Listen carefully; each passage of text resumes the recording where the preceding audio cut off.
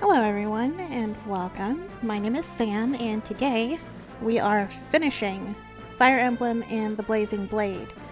Um,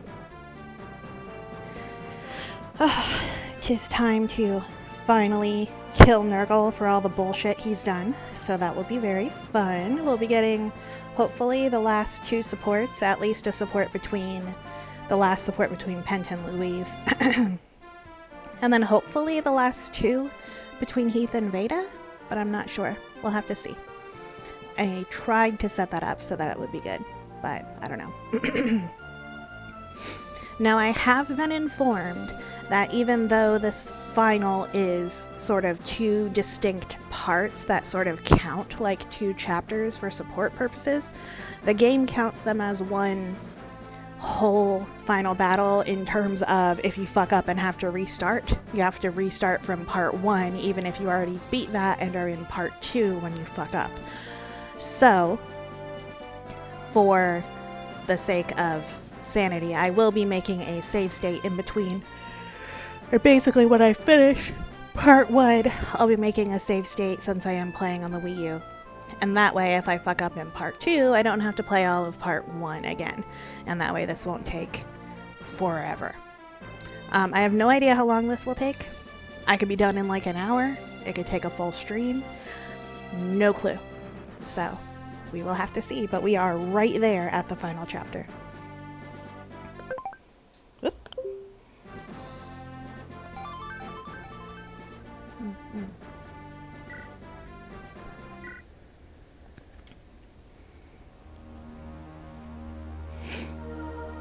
Final chapter, Light.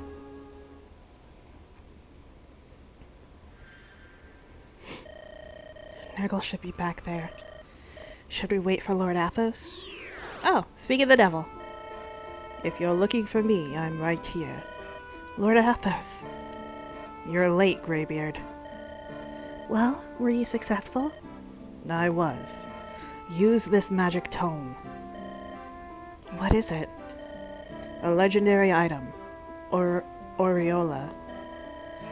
The strongest light magic wielded by Saint Elamine herself. With this, we should be able to rend Nergal's dark cloak, and do him much harm. And these, too, have been infused with magic that makes them more effective against Nergal. Durandal for Ellawood, and for Hector, our mods. I can feel it already. Its power is beyond words. Incredible. With this, I know I cannot fail. And Lindis, this is for you. What plate is this? A spirit-inhabited sword of the partner of Mani Kati. This is Soul Kati. It's not a legendary item, but the blade contains much power. Thank you. Nils, Nergal is Nergal back there? I sense tremendous power. What could it be? I feel something really odd. He should have lost most of his henchmen in that last battle. But, I read energy too, if only a little. Nils is right. The sense of it is different than before. Brace yourselves. He is formidable. We understand. Let's go, everyone. This is it. The last battle. Lord Athos spoke the truth about Nergal. Average men cannot hope to stand against him. Ordinary weapons hold no power against him. Those who go with us, they must be chosen carefully. Okay. I get 12 people, eh? Wrath is definitely coming. Lucius. Raven, Heath, Veda, Canis. Okay.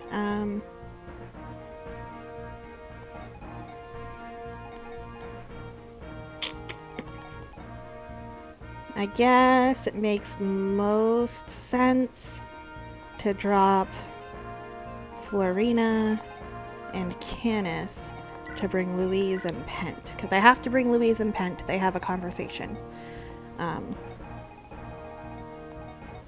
And Florina is awesome, but she's also maxed out.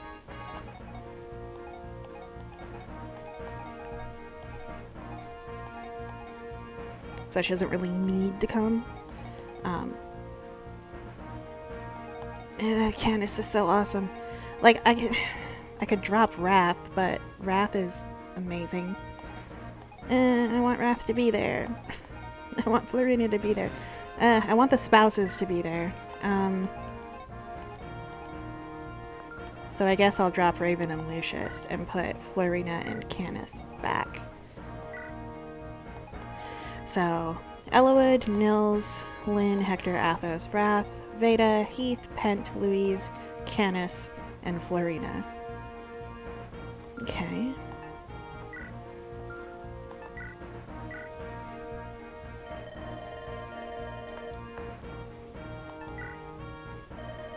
One, two, three, four, five, six, seven, seven! Yay!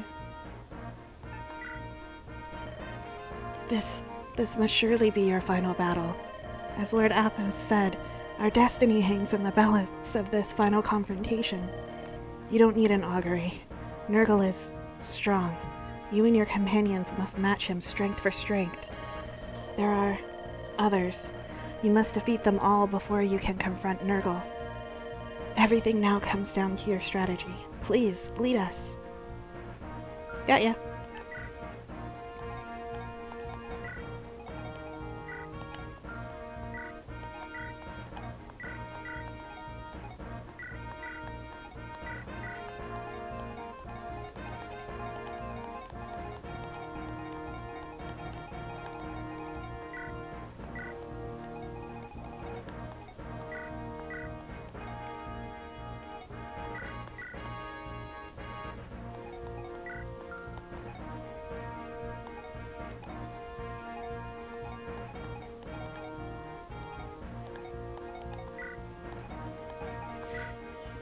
Okay.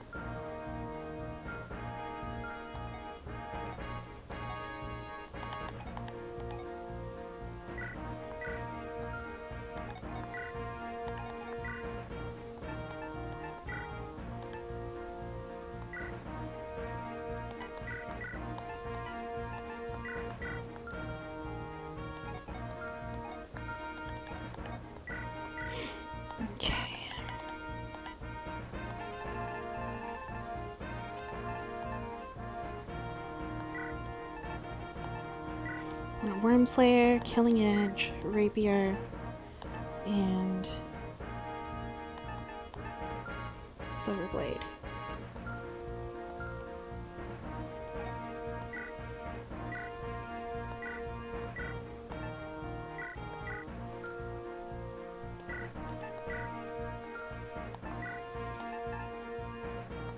Silver, Brave,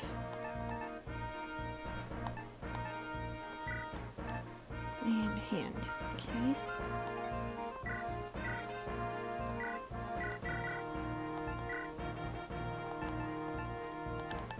Silver. Killer. Long. Steel. Short.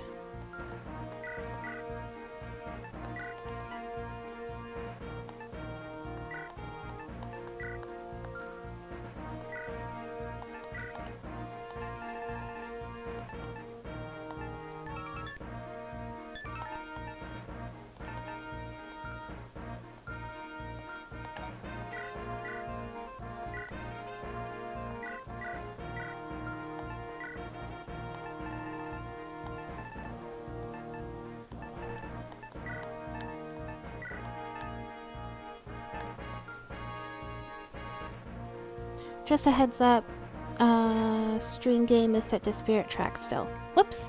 Thank you! Good night!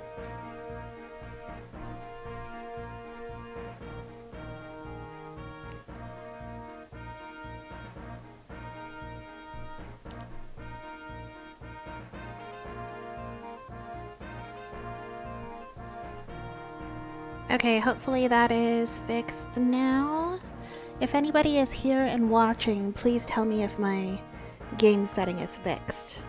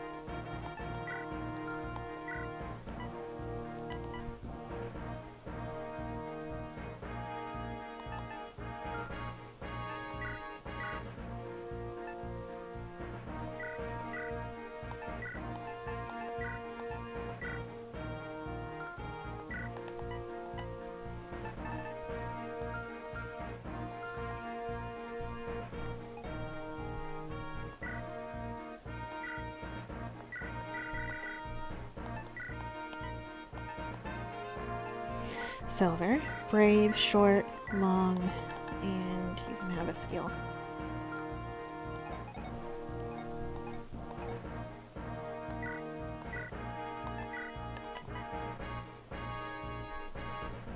Hi Claw, thank you for hosting. Can you tell me if my game setting is fixed so that it appropriately says what I'm playing? Please, thank you.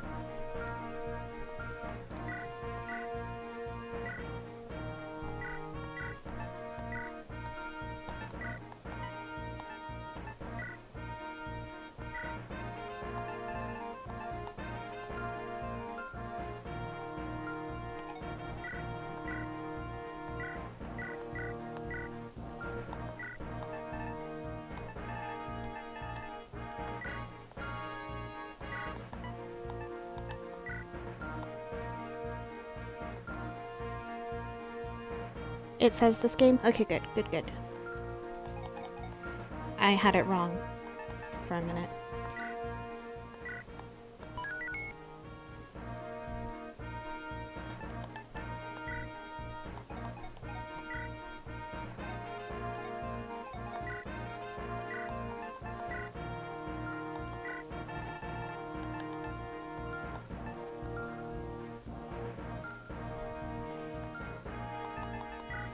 Hello, hello. How are you today, by the way?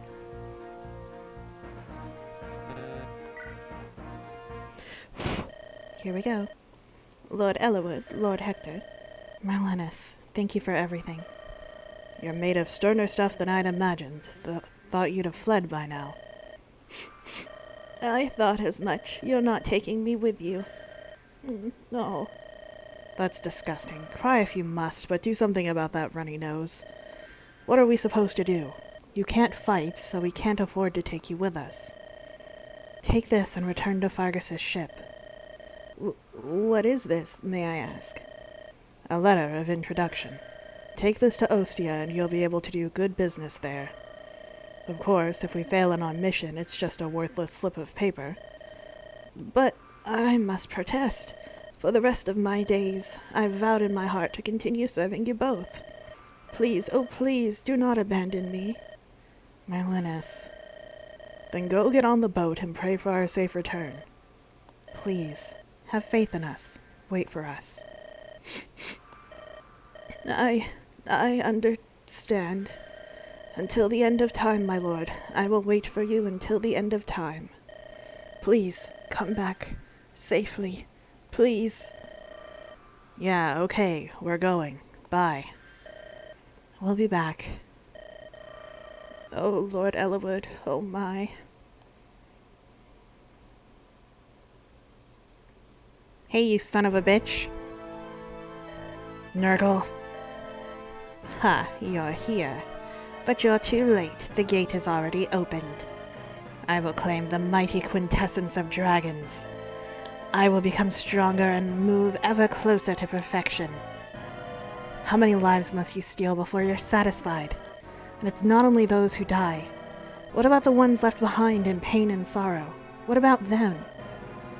I am who I am. The pain of others I do not feel. The sorrow of others does not touch me. Death feeds me. Death pleases me. I am the essence I consume. You fools will become corpses here because I wish it to be. Rise and come forth, my servants. Oh no!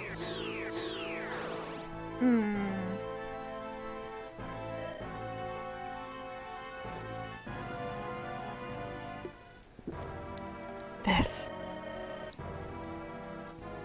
You seem impressed with my work.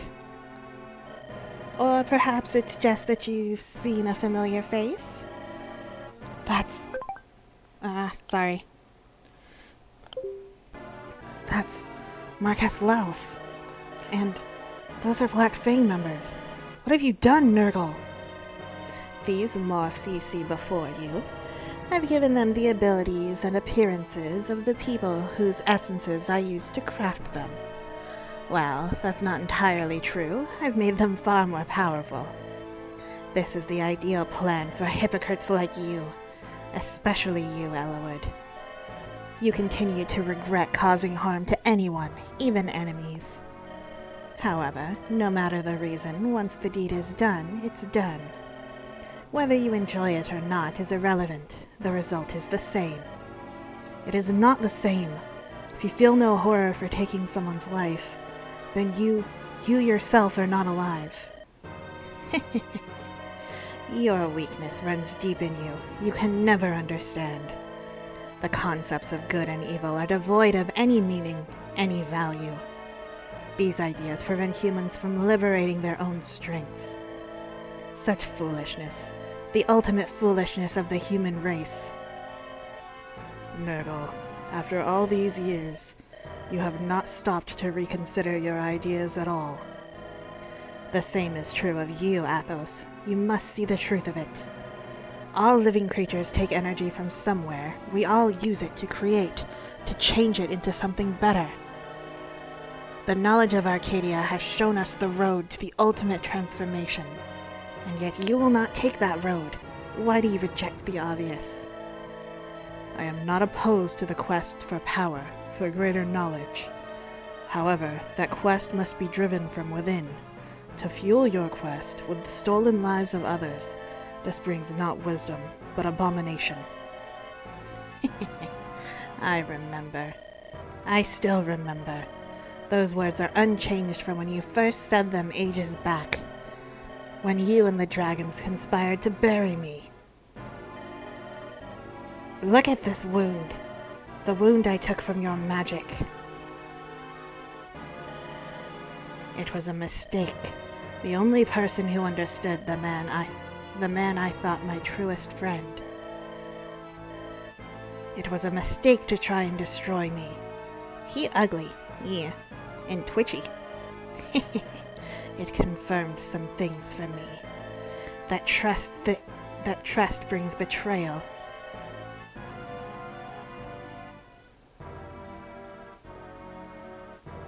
You know how I got this scar? Yeah. Greetings, FE Gamer. His hair is blue. Sus. If that is what you learned from your encounter, then you are a fool. Do not believe for a moment that when wise Athos... Oh, sorry. Do you not believe that when wise Athos struck down his dearest friend, he felt nothing? His heart was torn in two, and yet you refused to understand that. Elwood. Nergal, I will defeat you, here, today. But even now there is no hatred in my heart. You who were born human, you who lost the heart that defines your humanity. For you I have nothing but pity. Pity? Amusing. A weak fool like you has pity for me. Interesting. Now, if you hope to defeat me, you may have your chance. Of course, you will have to best my morphs first.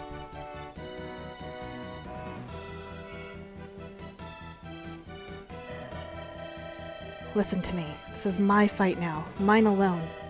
Everyone stay back. Hey, what are you talking about? We've come this far together, haven't we? That's right. I've said it before. We all feel the same way. Hector, Lindis. Don't forget me, Lord Allowood. And Ninian. I'm sure she's here as well. Nils. Ah, you too? For those whose reasoning is bent, I will straighten it with my bow. For Byrne, land of my birth, may I return to it soon. What are you worried about? With me here, we can't lose. If he has power to rival Athos, then I must test that power myself. No matter what happens, I'll be at Lord Pent's side. I'll do my best. Let this battle be forgotten by history. That is all I ask. Everyone, let's go. We've got to stop Nergal.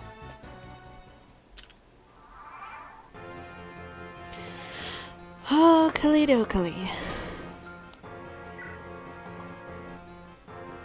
Rheinfleisch can strike consecutively. That was the nice Black Fang member who,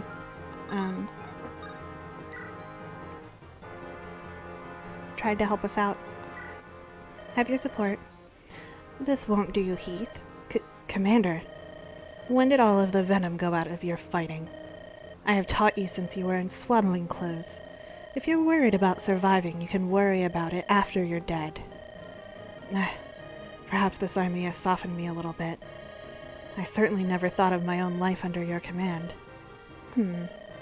Now that you mention it, what happened to the others? What happened to Veda's raiders? When we escaped from Byrne, Isaac, Lachius, Belmonade, they all... I see. All gone, eh? That is too bad. Yes. Commander, what will happen to Byrne now? The Wyvern Riders are now no different from the regular troops in Byrne. At this rate, Byrne will eventually... We don't know that yet. Prince Zephiel is still in Byrne. If he gains power, then Byrne may yet be reborn. Once again, Byrne the Strong. That bow is a mistranslation? Oh, really? Do tell.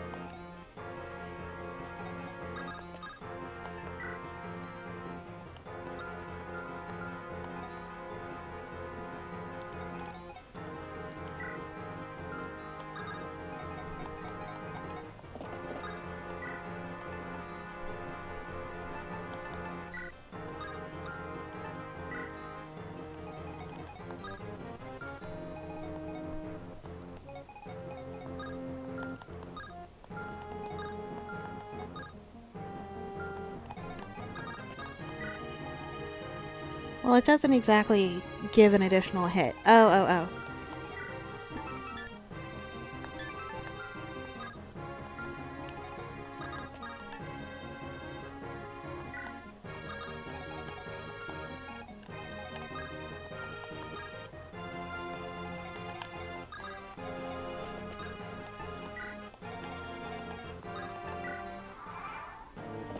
Back I went to eat my food. Hey, Abby. Hey, dude. Thanks for your help way back. Ow.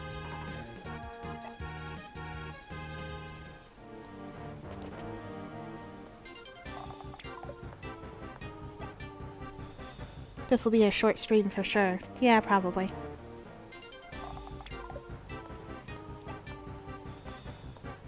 I want Elowood getting as much experience as possible because I want him to kill Nergal.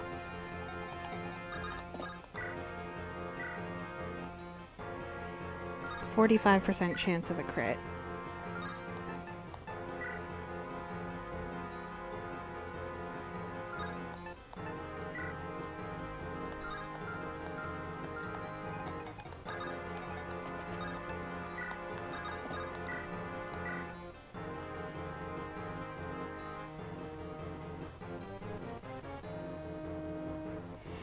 Every masterpiece FE5 endgame has its cheap copy, FE7 endgame. Aw. Damn.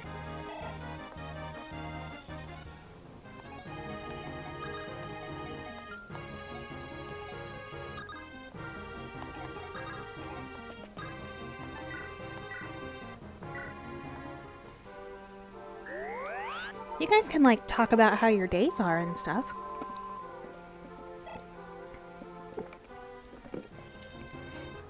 How you doing?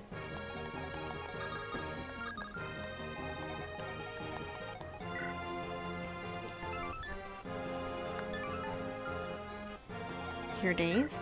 Yeah, man. How you been?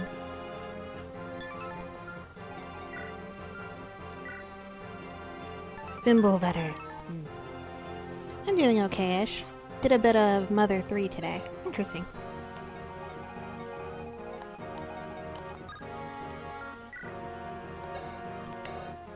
Ah, bowling. I see. I went to meet my friends to eat some ice creams today. Haven't gone out with them for a while, like more than half a year. Aw, cool. Well, I'm glad you had some time.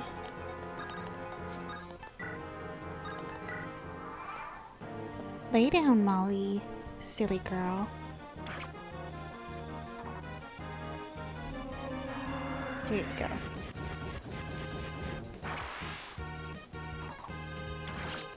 Well, shouldn't have done that.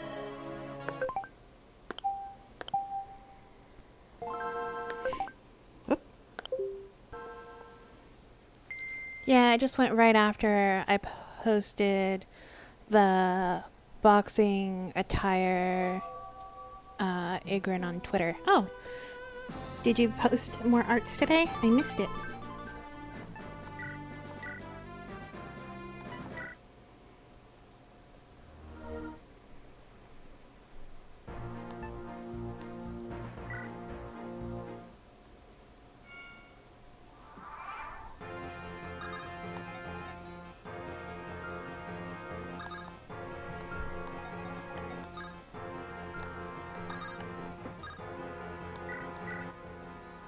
A few days ago, I invited my friends from another state to come over to my place since they happened to plan on going to the city where I live for a vacation. I served them food and they loved it. Aww, that's so wholesome. How dare you not stay 24 hours in social media? I know, right? I'm terrible. My bad. My bad.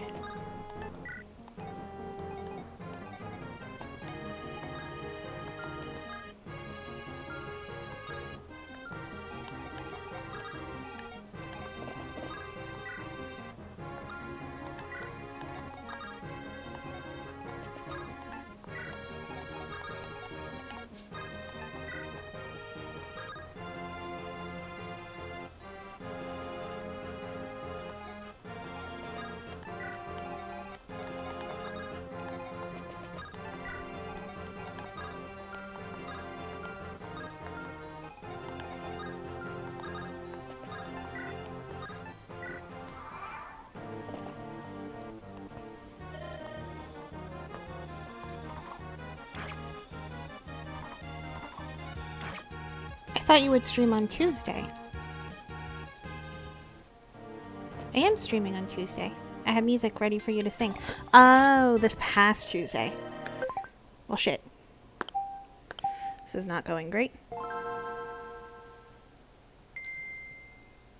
You have music ready for me to stream?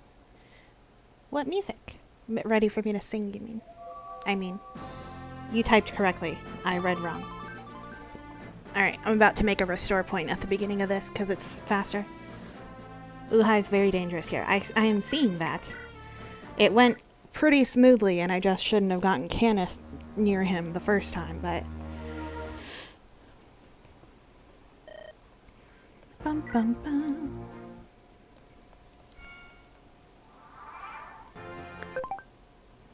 Create restore point.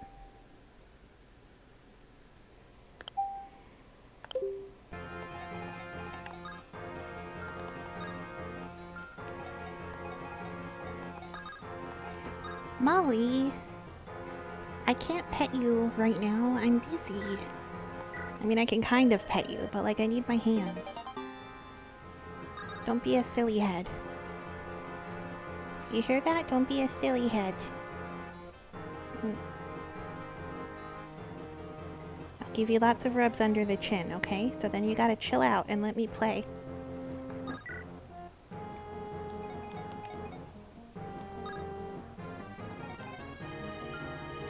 Normally, I keep away from him and just let him come to us, then surround him to attack up close. If done right, he'd be boxed in and unable to attack. Yeah. That's gonna be the new plan.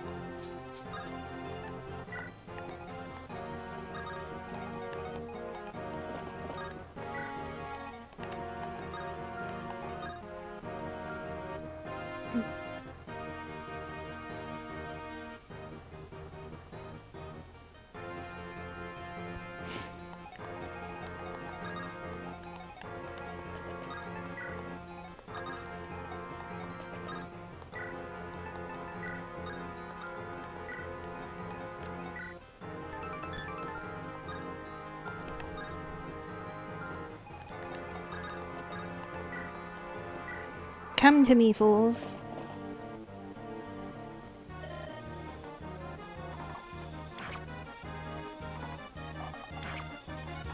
Damn it! Oh, good.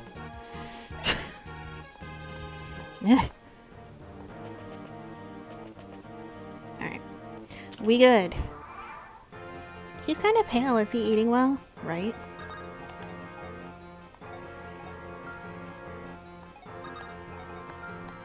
First of all, gotta see the sunlight, buddy. Nonsense.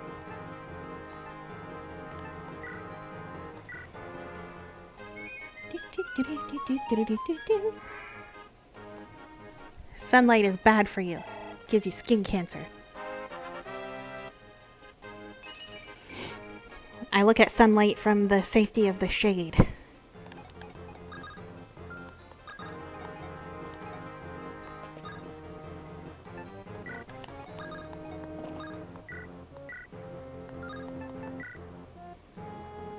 Please, crit.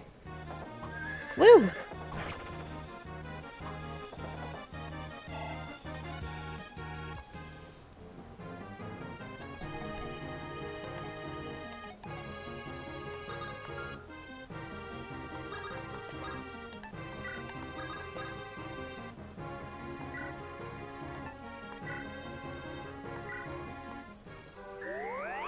Do you have no melatonin?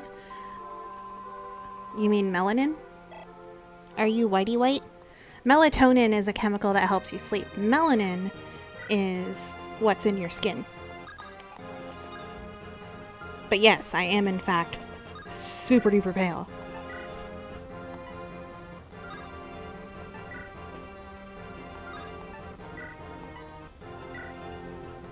I am quite pale. I burn very easy. And, you know, too much sun is dangerous for anybody, but I am pale enough that it's particularly dangerous. That burning is a lot more likely to lead to skin cancer.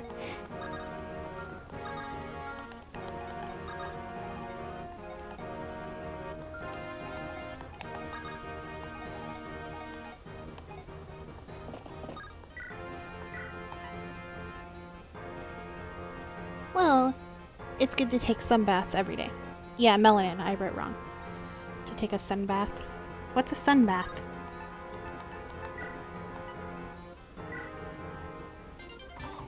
I have lack of vitamin D. I also have lack of vitamin D, but I have to take supplements and eat like foods that are fortified to take in the sun's rays. Gotcha. Yeah, I know, but it just...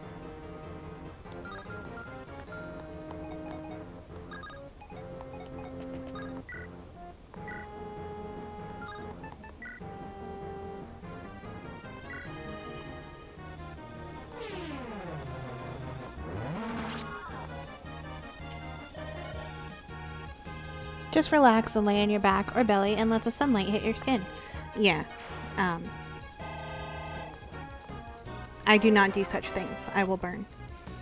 I mean, it's fine if it's cool if other people want to do it. I just would prefer that people wear sunscreen so that they don't get burned.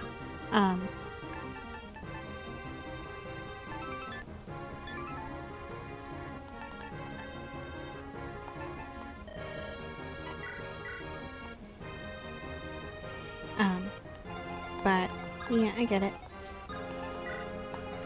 I just can't do that. Well, you don't have to stay outside for too long. I mean, if I'm in direct sunlight for 10 minutes, I'll burn. Like, it does not take very long.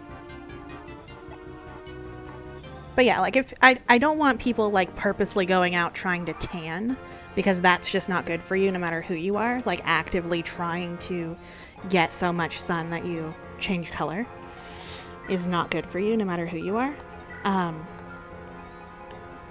But do you drink supplements for vitamin D? Yeah, I take a vitamin for it. So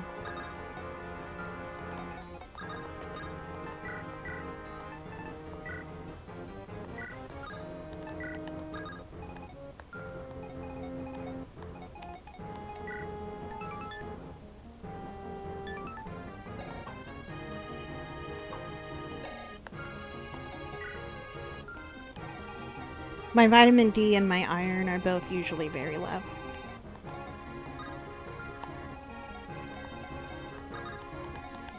Just is what it is, man.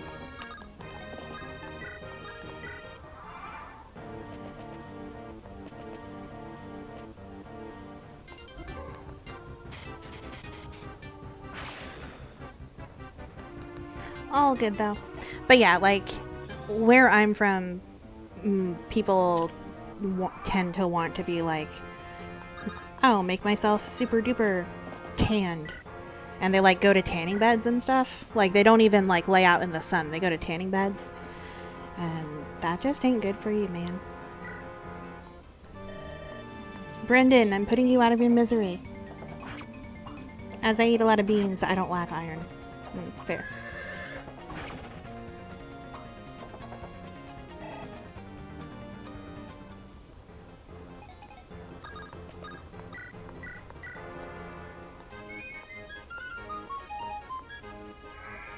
As a Brazilian, I feel offended that you're against tanning. Why? Tanning isn't good for you. Don't be mad at me. If you're like, aw, he's happy to be at peace.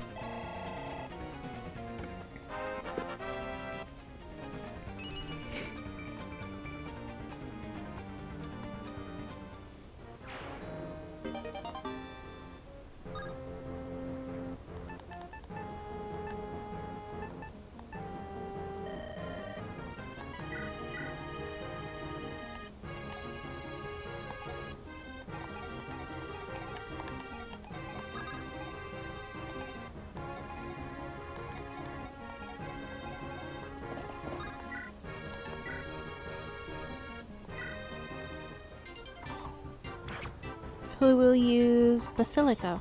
I get your point. I'm just fooling around. Yeah. I guess, Hector. You're biased against axe fighters. Meh. You're like picking on me today, mister. You're picking.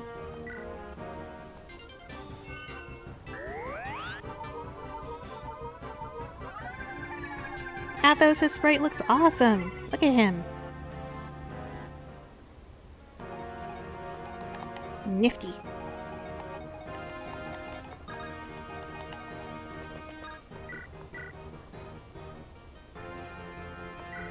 A little tired of your bullshit, dude.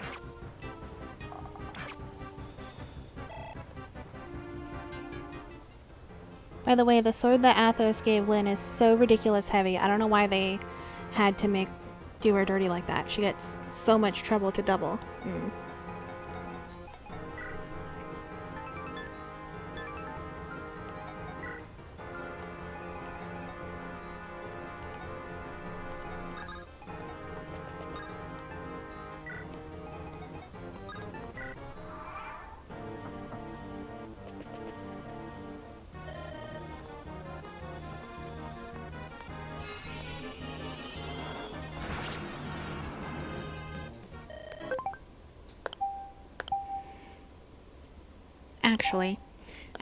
Actually.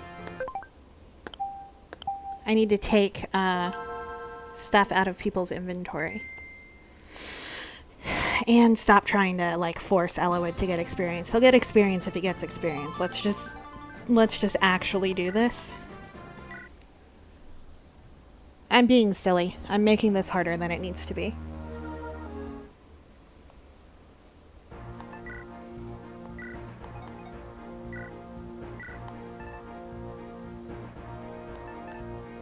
Are there going to be dragons? Tell me that. It's the last map. Experience won't matter.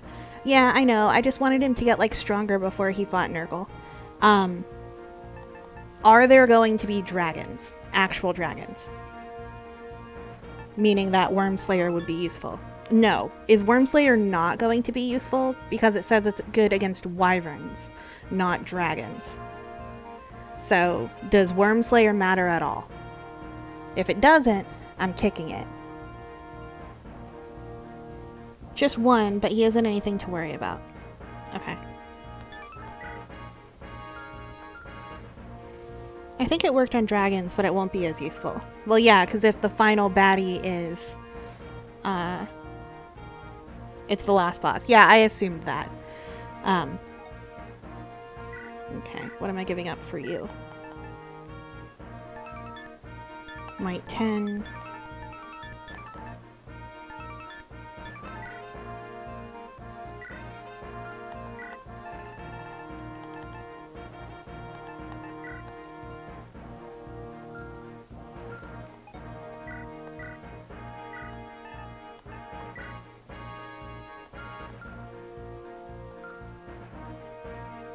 There's a reason Armad, Durandal, and Sol Kadi get dragon effectiveness. Oh, they do? I didn't even notice that. Lightning charge. Sweet. Increases strength by 5 points. Hell yeah. Forged to battle wyverns.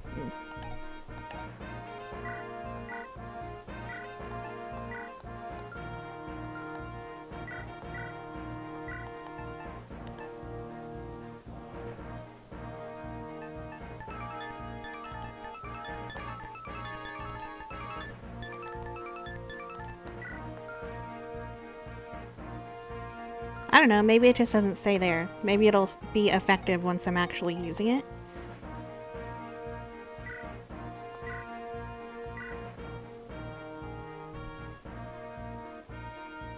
Does silence really matter? Maybe I'll use silence on those mages.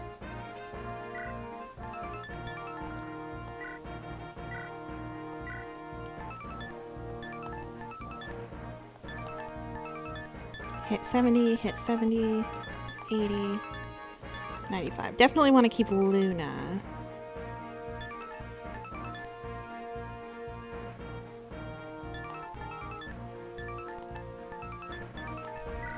I'll get rid of Nosferatu there. Well, what killed Louise was a mage, so yeah.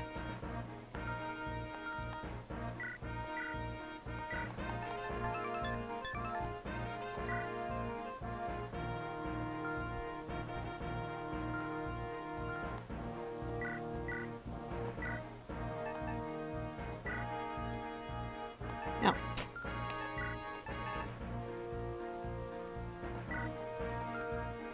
Alright. Everybody's got some space in their inventory. I don't need door keys, so let's get rid of those.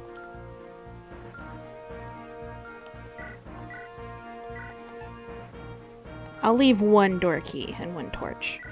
What else can I take? I don't really need those. Oh yeah, negating crits. That might be useful.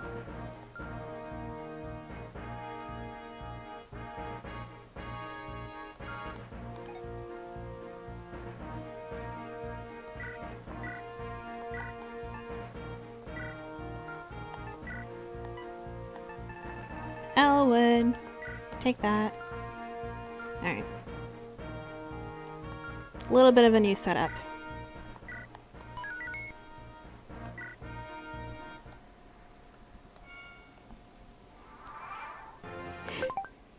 And we're gonna stop being silly and we're just attacking. We're just getting this shit done. Because that's what we need to do. Elwood is plenty strong. He's doing good. I mean, you know, he's got 27 strength if he's got Durandal equipped. His stats are pretty kick-ass awesome, so...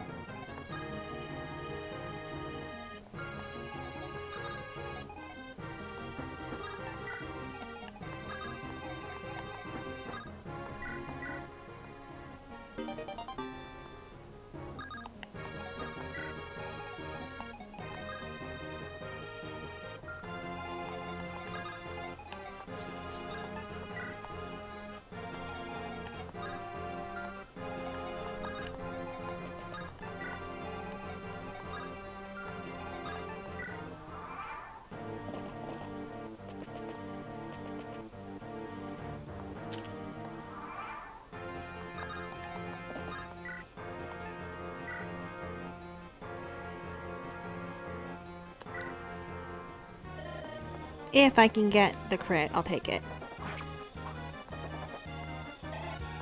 If I can't, it's cool.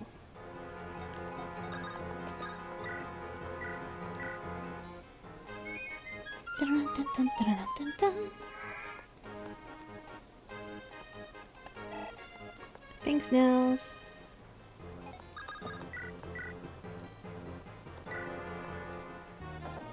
Woohoo! Still not enough to kill him, but, you know. Him, we leave alive.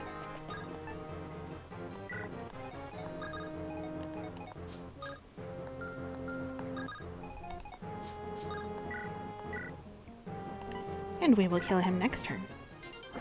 The thing of having a lot of bosses is the last map is cool. Yeah. And it makes sense that Nergal would be like, haha, here's zombified, you know, undead puppets. Nahaha. Loser. You know. Lay down, mama.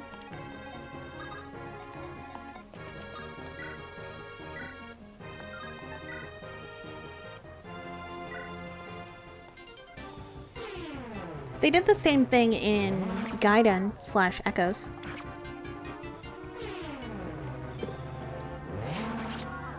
There was a ton of bosses there.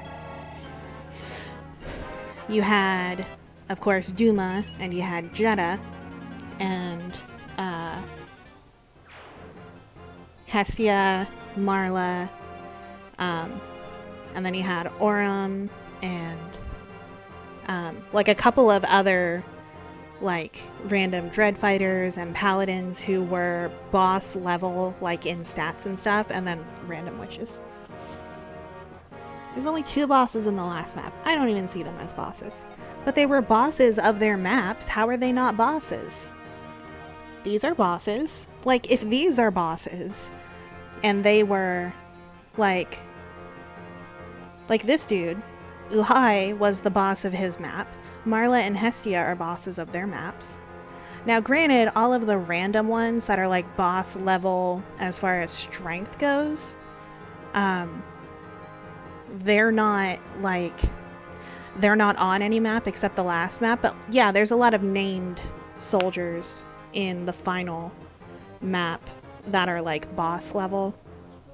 The 2 dread fighters up in the corner, and then there's, like, a couple that are right next to Duma, that are all technically, like, they have names and special portraits. And so are, like, bosses. Okay, I can see that. Yeah, they have names. One moment.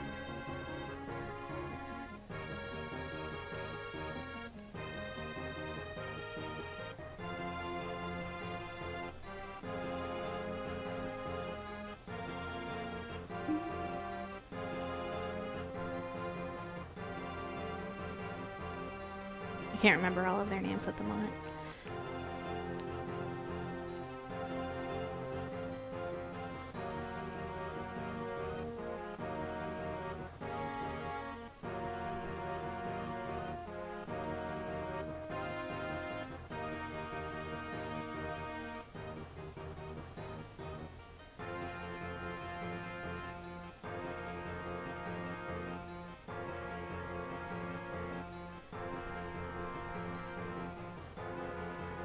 Final battle. There we go.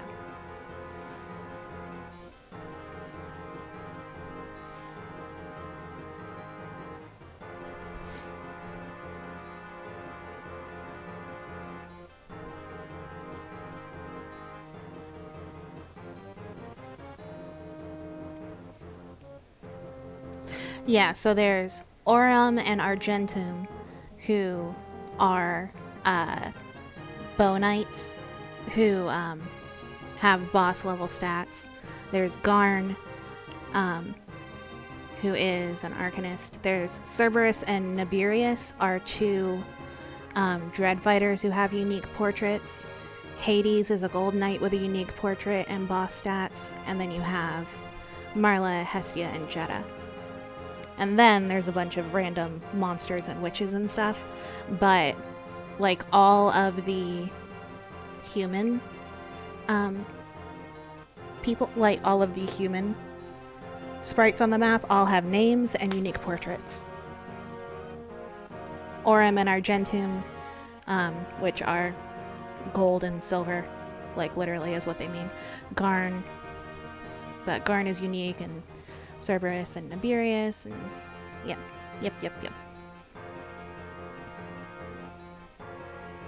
But still, I don't like the swamp and how annoying it is to approach Duma in there. I agree. We never know when the enemy AI will approach you. Also, I agree. Don't tell me you're actually going to play the CDI Zelda games. No. So, the way that the stream will work for the... Well, that's nice. Yeah. Is it bad I never noticed they were mini-bosses? Nah, not really. It's okay.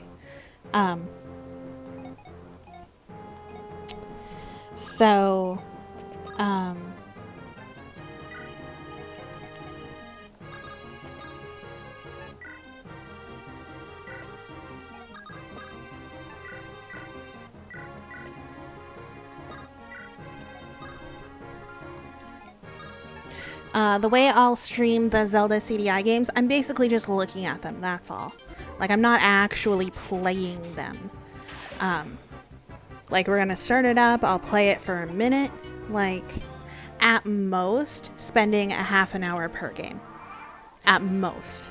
For the CDI games. And then we move on. So that I can spend at least, like, 2 hours actually having fun playing Link's crossbow training. Looking at the CDI games is just to look at, not to beat. Because one, they're not canon, and two, they're fucking awful.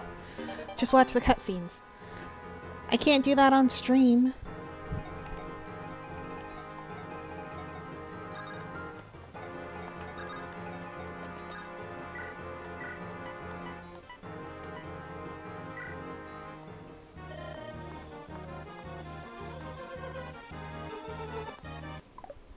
So, you can't silence that boss. For the record.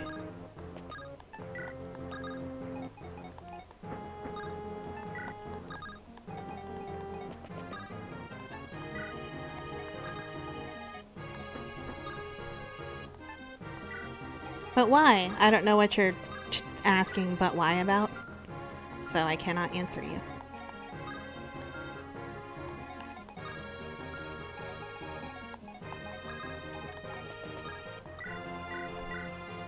Why can't you silence? Because there was a 0% chance to hit?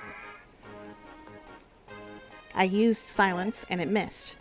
And I looked at the hit percentage when it went to the little cutscene, and my chances of silencing him were 0. Show.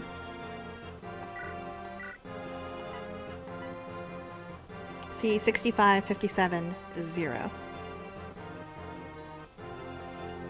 He had high enough res to avoid it pretty well. Wasn't seeing. It's okay.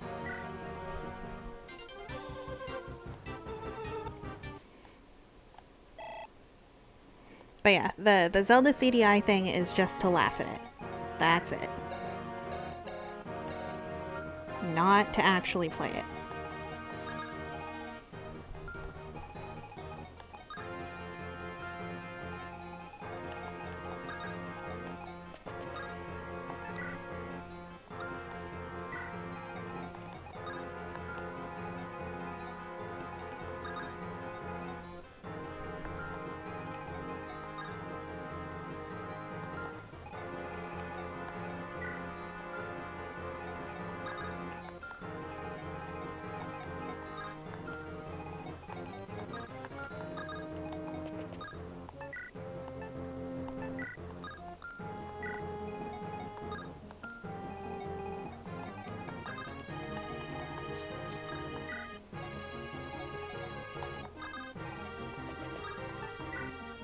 Just a few moments, and then Squadala, we're off. Squadala? Your words are interesting. Give me that Rhineflesh. Rhinefleesh. Hello, hello. How are you? Hi, Brendan Reed. Ow.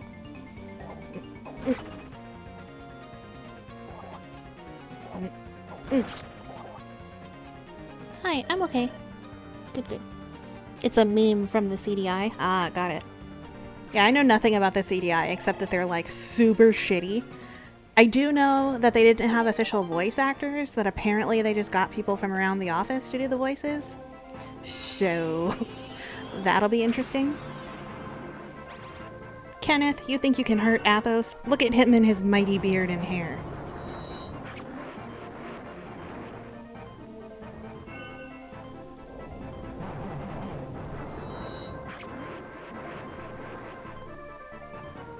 Yeah, I know that they didn't really have voice actors. They just like got people from around the office to do the voices. And they're not canon, they're shitty, and even if you have a guide, you dare to strike Santa? Exactly. Even if you have a guide, it doesn't fucking matter because they're so poorly programmed that sometimes things just don't work or don't happen. It's like not a matter of not knowing what to do. Sometimes it's a matter of this literally doesn't work. So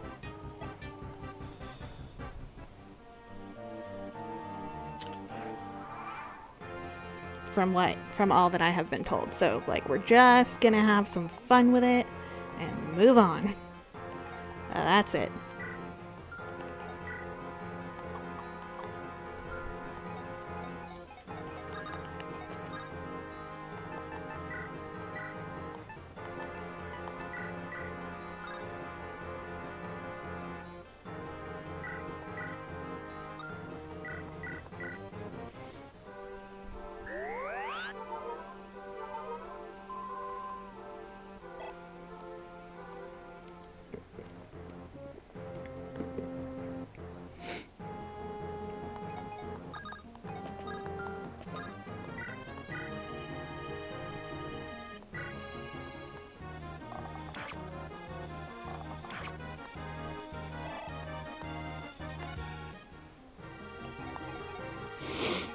It's always fun when things are hopelessly and irrevocably broken, you know?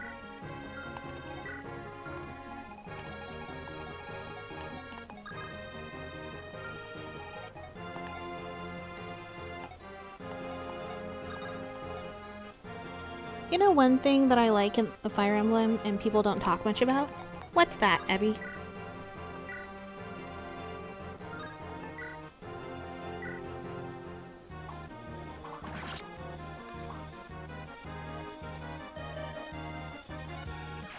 See, I feel like, I know Nergal said that these are morphs, but I feel like he literally took their corpses and, like, reanimated them and, like, brainwashed and made the bodies more powerful and is, like, literally forcing these bodies to do what he did. Because it seems like these people are alive because they're smiling when they die. Like, thank God I'm released.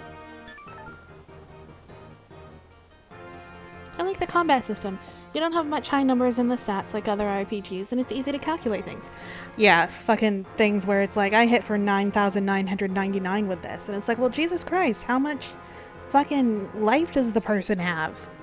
Like, you know, you could, like, move the decimal place several places to the left, and this would be a whole lot easier to figure out.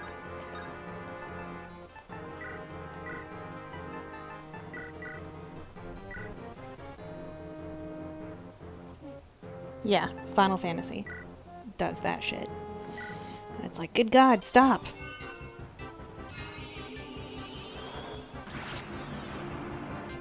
It's just dumb that it's like, I'm not impressed with these big numbers. It doesn't matter. Like, because it's all relative. If the numbers are all low, then seeing these baddies here with like 60 plus HP is like, holy shit. That's a lot of HP, and their other stats are going to be high, and that's going to be a problem. You deal... oh god. Action RPGs where numbers flash everywhere make my brain hurt. Right? Because I don't even see the fucking numbers. I don't know. 999,999,999 damage. The enemy's toenail falls off. It just gets pissed. Yeah, that's because you haven't played Disgaea. Yeah. I don't want to play Disgaea. One, because it doesn't look appealing to me, really. And two, because it's got that number bullshit going on. To where it's like, ah, come on. This is ridiculous. Level goes to 9,999, and I don't even know how high the damage can be. Ugh, fuck that. It's just dumb. It's just dumb. I don't like to see that nonsense.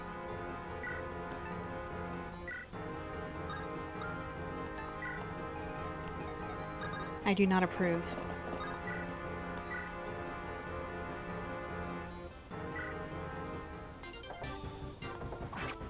Because again, comparatively, it doesn't make any fucking difference.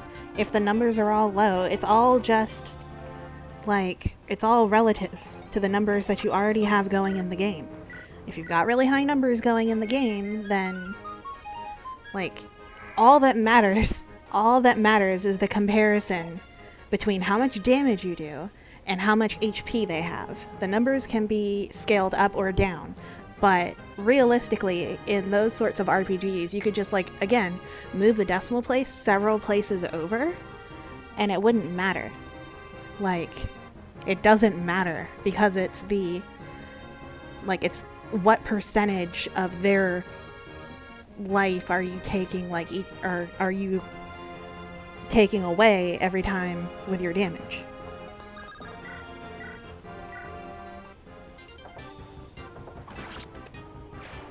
It's not impressive to do a shit ton of damage if it doesn't actually do anything. Like, oh yay, big number. Like, yeah, but did it matter?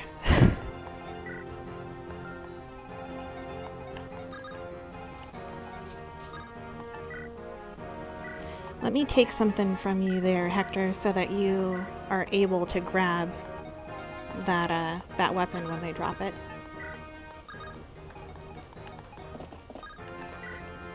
Anyway, that's just my opinion on it. People can feel differently. It's cool. Just what I think. Good job, Hector. I personally don't like to see numbers that big. I think it's silly.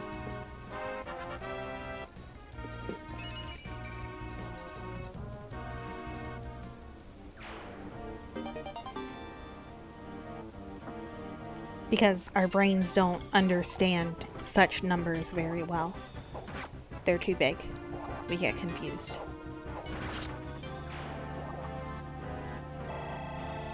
And again, what matters is, like, yeah, that's a big number and all, and that's cool, but like, how much did it help me?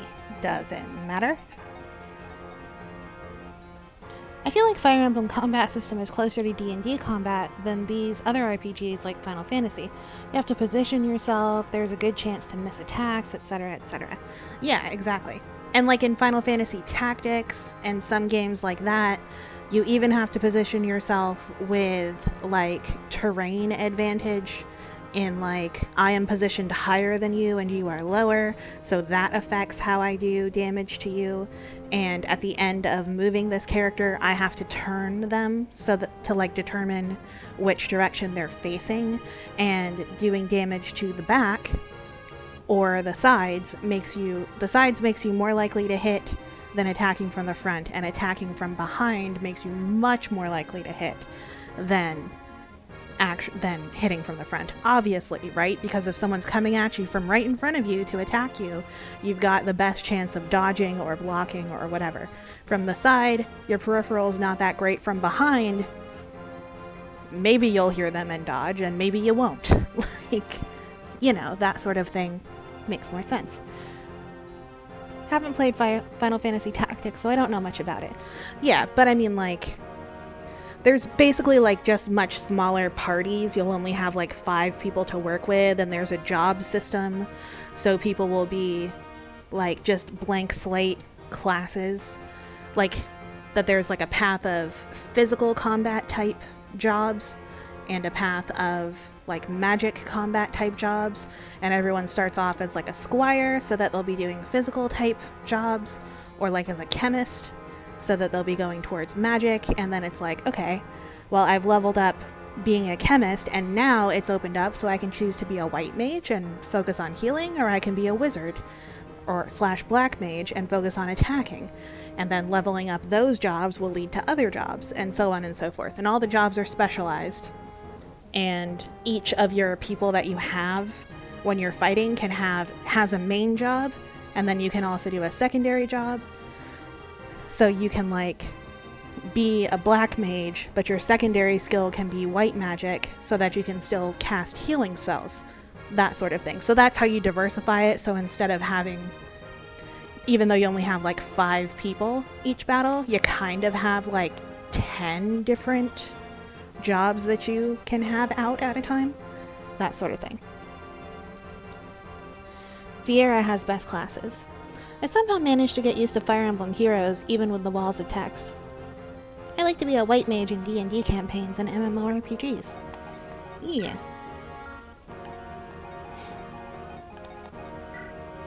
Ursula. Excalibur. Uh-oh.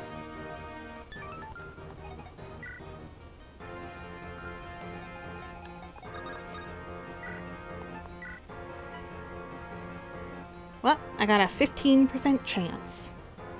May as well try.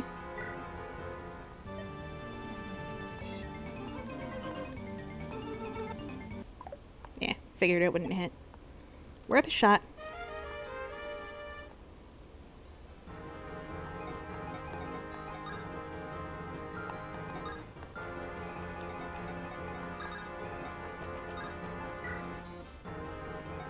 But yeah, you know, stuff. That's kind of just like a brief overview of how that works in the Final Fantasy Tactics style. And that new triangle strategy game that's coming out, its combat system is much more similar to Final Fantasy Tactics than it is to Fire Emblem, but they're not so different that it's not pretty easy to go from one to the other and understand what's going on, you know?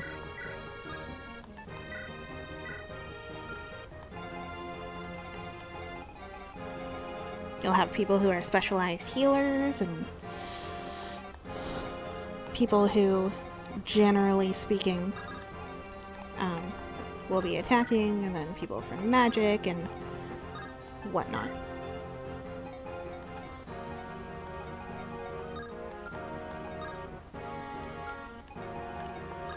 Athos, come here, por favor.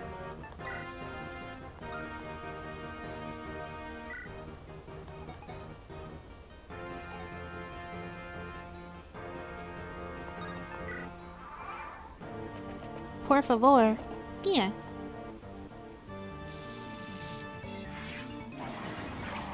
Because he'll be most okay getting hit by Excalibur. Ah, shit. Bye, Ursula. Oh, I don't... I know, understand.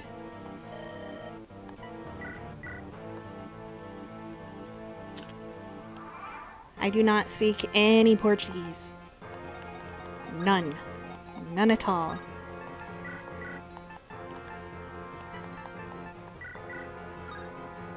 Oh. Well, that apparently won't work. Take your Excalibur back.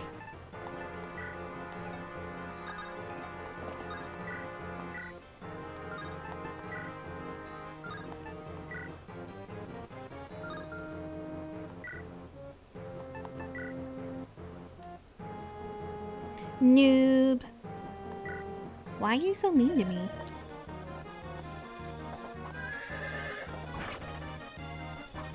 Not nice to call me a noob. Woo, double crit. Go, Elowood.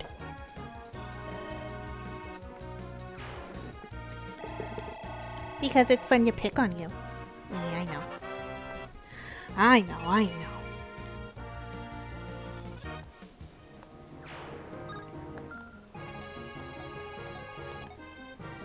Lloyd!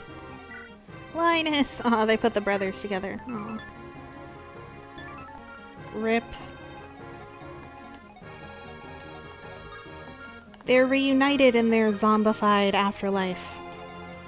That's good? Ugh.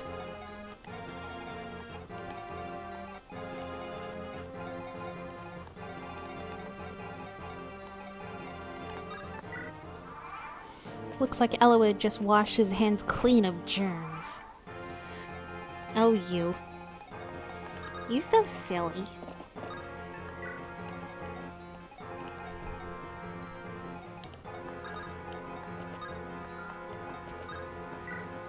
Fortify.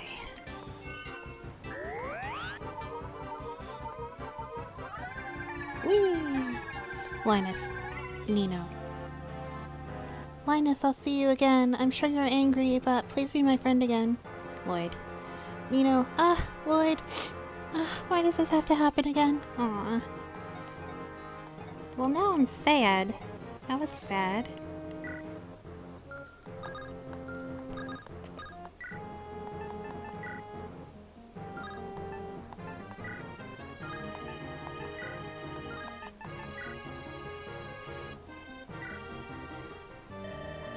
Brendan.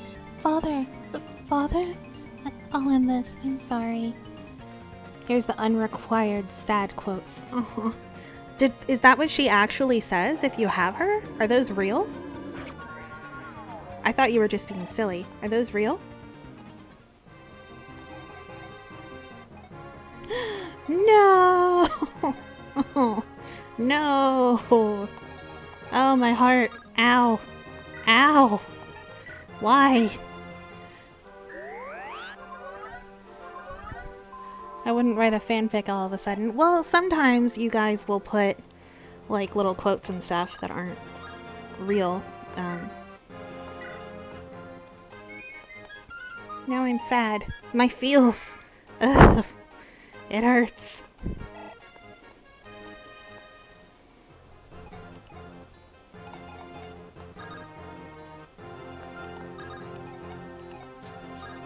You're welcome.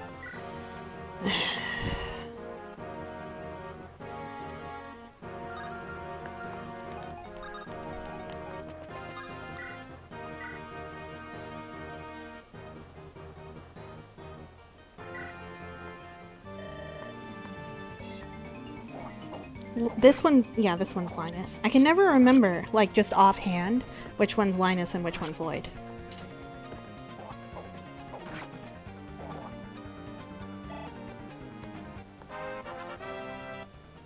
Damn, bro, Hector kinda fast. Kinda fast? 23 speed? What you talking about? He's super fast.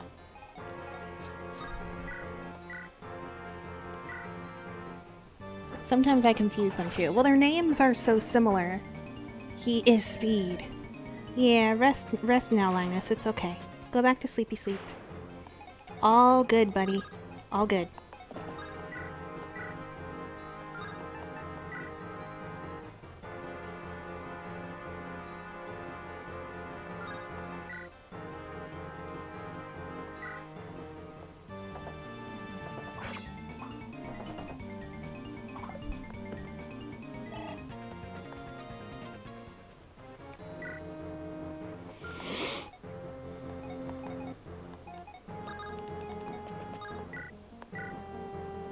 Good God, Lynn, you are so fucking useless.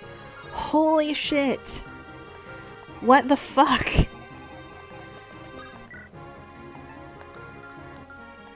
Why?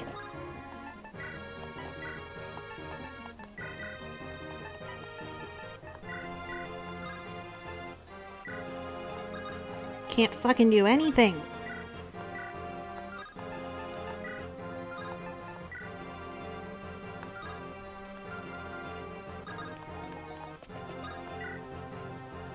Alright, try with a brave bow. Maybe you'll crit.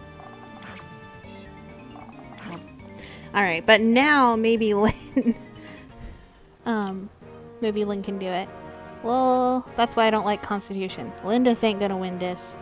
I'm okay with weapon weight, but Constitution is like a middle finger to twig-armed characters. Right? Lynn. 81%. There you go. Good girl. 100%. Thank you. Fucking hell. Jesus, you're so weak. Rest, Lloyd. You were my favorite of the brothers. I liked you better. I like them both. But I liked him better. Ridiculous to me that Hector has so much more attack speed than a sword master.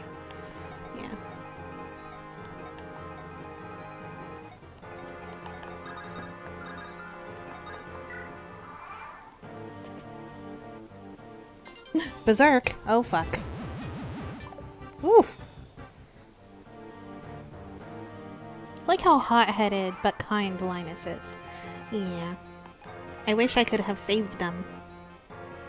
Mostly.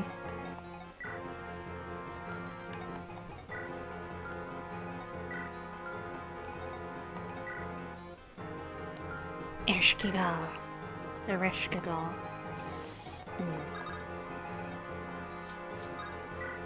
Can I kill you? Oh, yes I can. This may be risky and maybe dumb. But I'm gonna try it.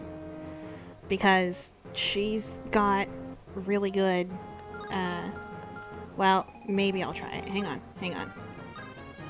Oh god, I don't wanna. I'm just scared of fucking... oh, wow, there's people down here. Hello. I didn't see you down there. What's up? Hi. I feel that would be a little cliche to me if you could recruit them. I think it's better to be more emotional. No, not to recruit them, but if they could just survive. But I get it. Like, that would be too, like, neat and nice. But I just felt so bad. I mean, I liked that they didn't make me kill Linus. I wish I didn't have to kill them. Let me just say that. Like, even if I can't save them and not recruit them, because, like, obviously I can't recruit them, I hate that I had to kill Lloyd.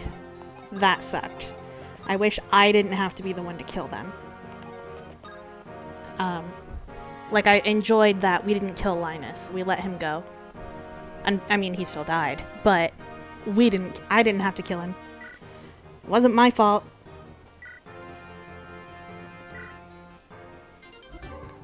Fimbulvetter. I freeze you to death in your armor.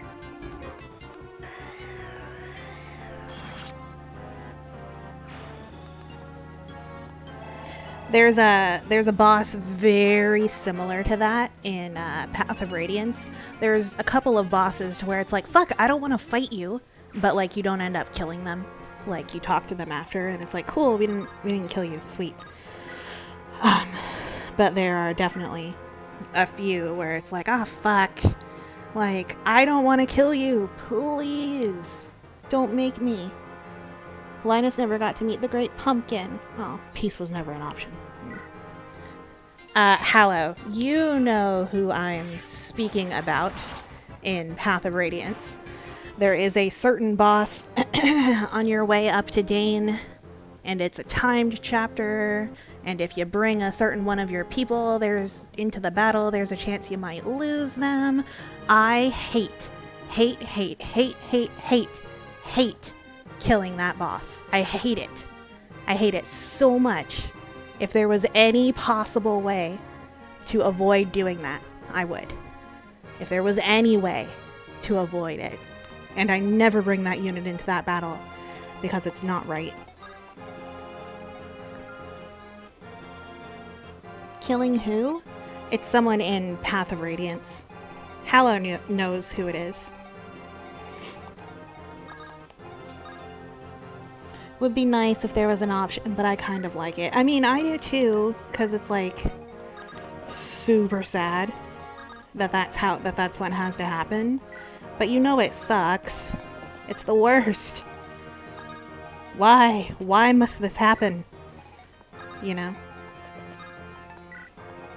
It's super heartbreaking. Like, you want there to be another way, but there is not. Stop trying to make Canis berserk. What the fuck is wrong with you? No! Uh-oh.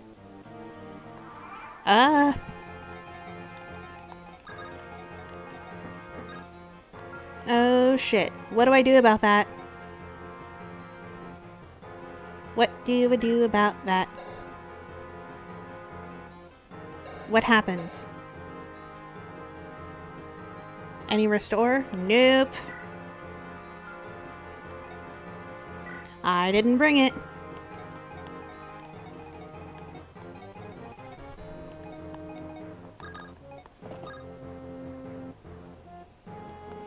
Then you are fucked. Hooray! Well, that's fun. He gonna hurt you real good. Well, yay.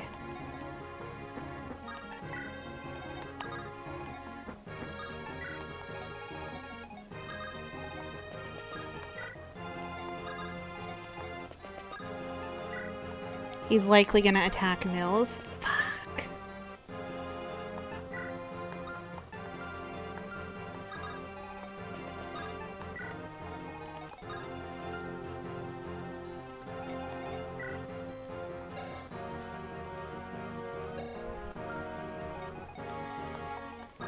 Okay, well first, fuck you.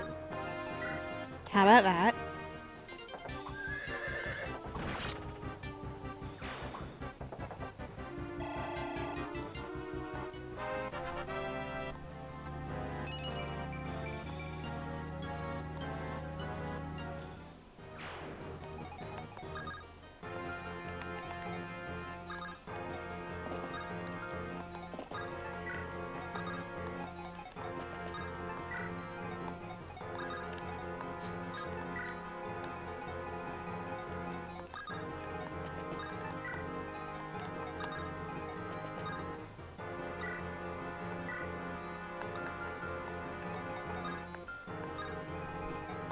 Fuck.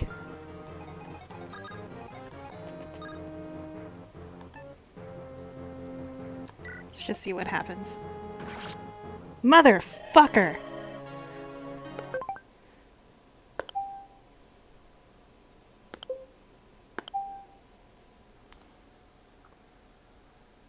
Whose man is this? Oh, right. Mine.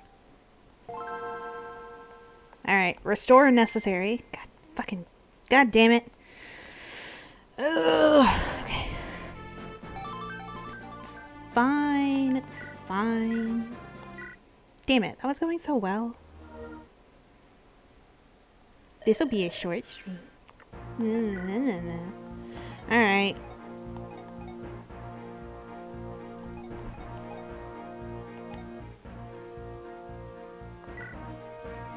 I'm also gonna keep a silence for that. Okay, maybe the stream won't be so short.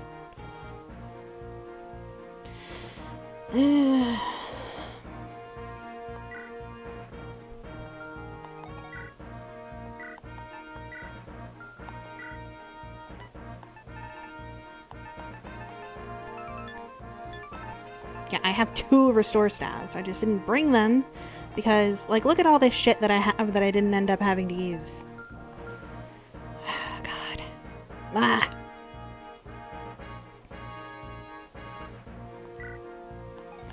Who also, Athos doesn't need Hellfire.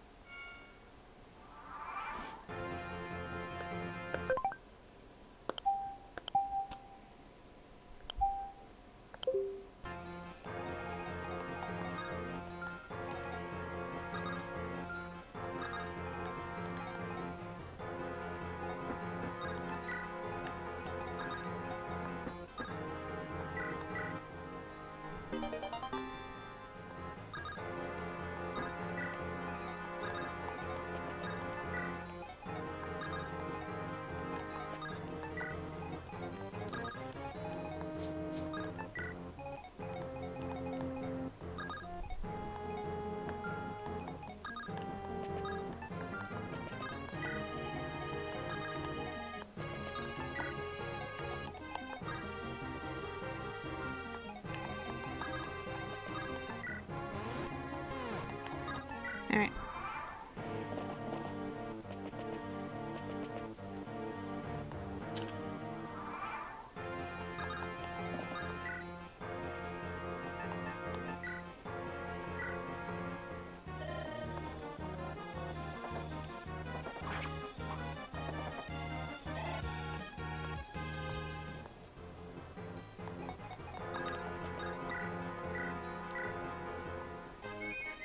Dun, dun, dun, dun, dun, dun.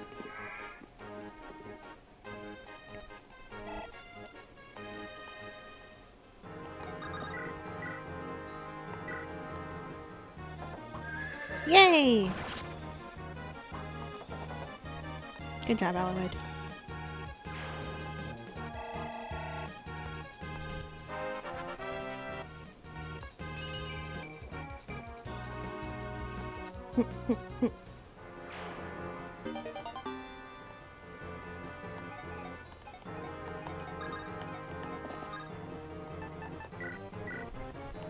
I'll take that.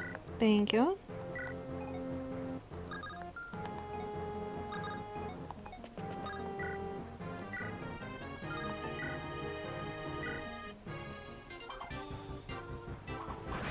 Hey, good first round crit for fucking once, Lynn.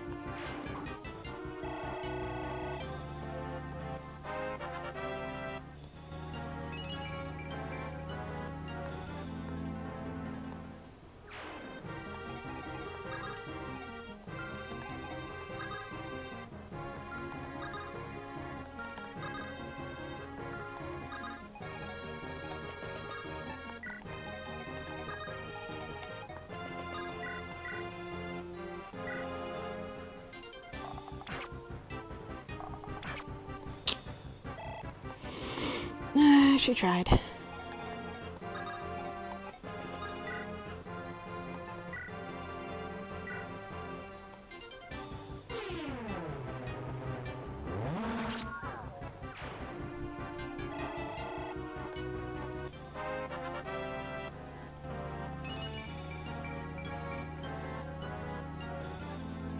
was a really good level up, Canis. Now, if you can not go crazy and not kill, Nils, I would appreciate it.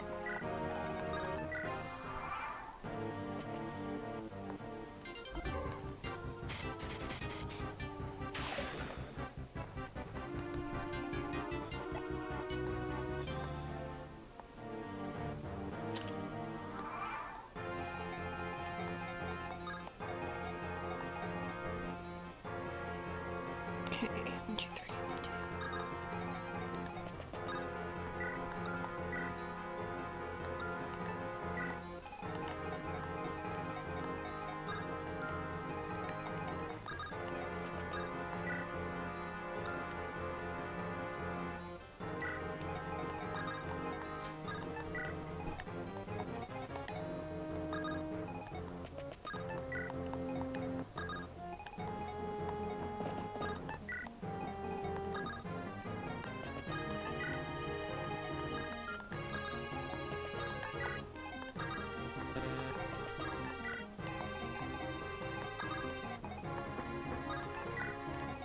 You guys go hide in this corner over here, okay?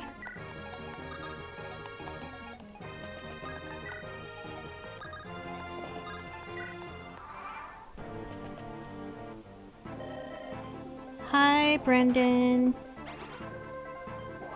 Whoa! Holy shit, Hector.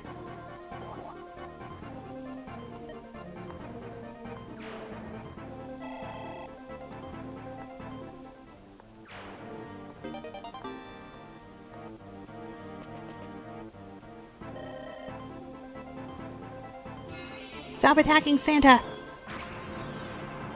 It's rude.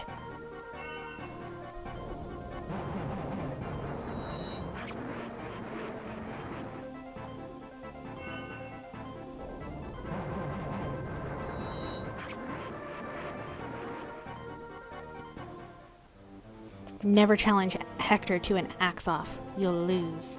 Hector Bethlord? I mean, not my favorite, but certainly most powerful. Hector here to change Sam's fate for axe fighters. Oh yeah, Hector is like the best axe fighter I've ever seen in any game. Like, Hector's badass, awesome, and worth using. For sure. He proves they don't all suck.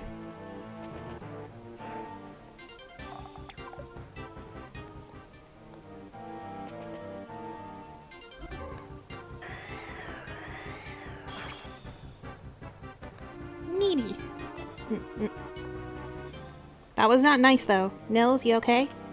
You okay, bud? I gotcha. Don't worry. We about to trade. Give me that.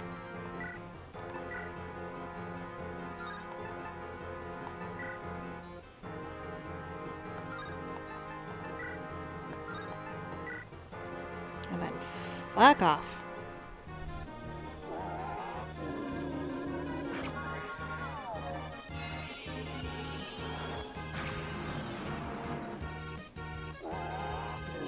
They do use axes. Yeah, wait.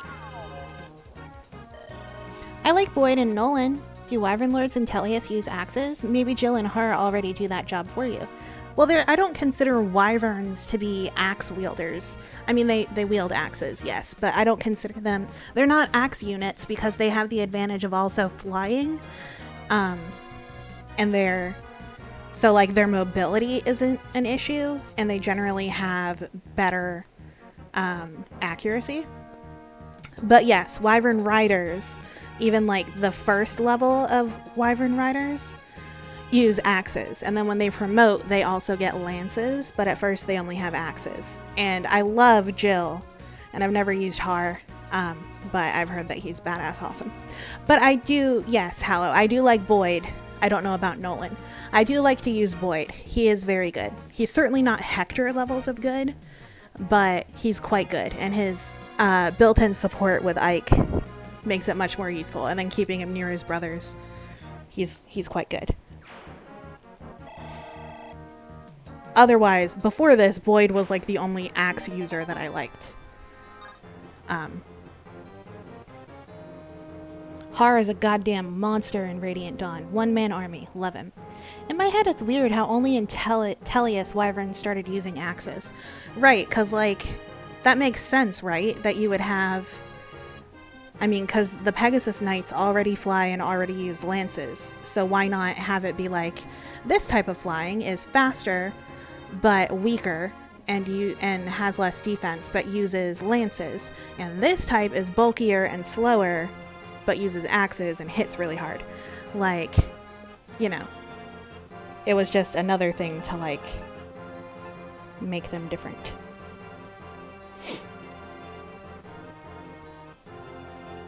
Which I appreciated. There are so few classes that can use axes before. Yeah.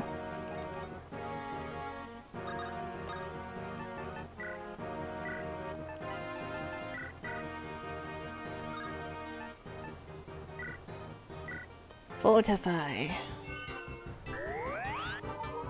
Yeah, to me it made perfect sense to... Well, and for me, it was weird to go into games where Wyvern Riders couldn't use axes, because I started with Path of Radiance. So I was like, what the fuck? Why can't... What?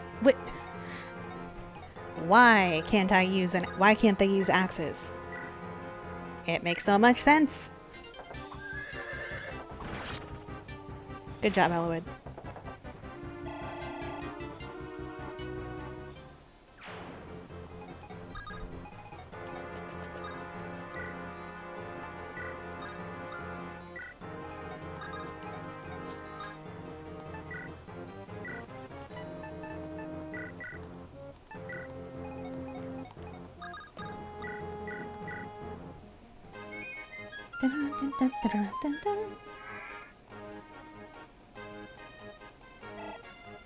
But yeah, like, I think a lot of liking Boyd is also from the fact that you don't really have a choice but to use him. Because of the way that Path of Radiance starts out. I mean, you get him from the very beginning. The flute, scoot, and boogie. The flute, scoot, and boogie. Yeah, you really don't have a choice but to use Boyd and get used to using him. He's one of your earliest people, and you need him. Like, the first 8 chapters, you have so few choices of who to use. Like, you are at a severe disadvantage in almost every map. Like, situationally at a disadvantage. And you just fucking, like, you have them, so you gotta use them.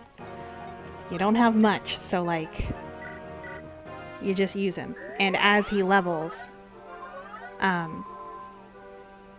he gets much better.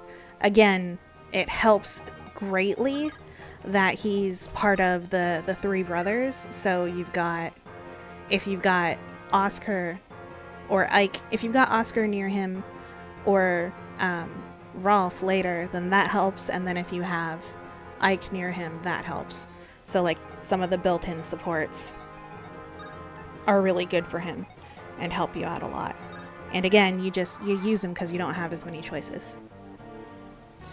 Yeah, it's a little bit of a clusterfuck at the beginning of Path of Radiance. You're just a tiny mercenary company, and, like, you're prepared for the first couple of battles because they're just missions. Like, they're just normal going on missions and stuff. And then shit kind of goes to hell and you're on the run, and, like, you don't have any way of buying more supplies, and you've only got the people that you came with, and, like, you're getting surrounded and you're, like, under siege and you just have to hold them off, and, like, it's just rough. So there's no, I'm not going to use this person because I don't wanna. Like, you just gotta fucking do it. Like, I try not to give certain characters too much experience, but there are certain maps where it's like, ah, fuck, you just gotta use them. This is all we got. So I try to avoid giving any experience, if I can help it, to the people that I know are going to leave soon. And the pre-promote to Titania, just because I don't want her hogging all the experience. Which she will do if you allow her to. So you put effort in that game to check how to calculate. No. Hey, it's that bot following me again. No, I don't put effort in. I just know that they do better with those people next to them. Like, I just sort of knew, yeah, see? It's a bot, and it'll follow a couple of times in a row in different accounts. You bench Titania right out of the start? No, again, because you don't have a lot of options. So depending on the map, I may just unequip her weapon and use her as a human shield. But sometimes I also just, I mean, in chapter 8, which I'm not going to go into details on these chapters because I don't, and like why these things are the way that they are, because spoilers, and we'll get there eventually, but up until chapter 8, I generally am unequipping her weapon because you can unequip weapons and just be holding all of your weapons but not attack back. Like, I have them all in stock, I'm holding them all, but I'm not holding anything in my hands ready to attack. So you can just unequip her weapon and let her hold stuff and she'll just dodge. But in chapter 8, I do have to use her, and she holds off like an entire side of the map on her own. Chapter 8 is a siege chapter. I won't go into like too many details, but she is capable of like, stand in this door, here's your axes, just stand in this door. You've got it. You'll never have to go over there and heal her. You'll never have to like move her out of the way for a turn and like let someone else handle that turn so she can heal and come back. Just, she's good there. Unequip your joggins so you can give experience to the weaklings. Pro gamer move. I did it a lot in Sacred Stones. Yeah, exactly. It's very important to do that because otherwise, like, what the fuck? If you just use Titania, she's just gonna take all of the fucking experience. All of it. And you'll be screwed.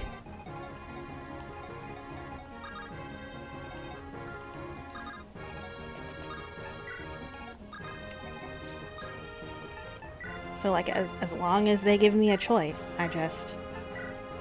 let's just unequip and you can hang here and thanks for the bonus and thanks for taking the hits, but please stop stealing all the experience. Okay.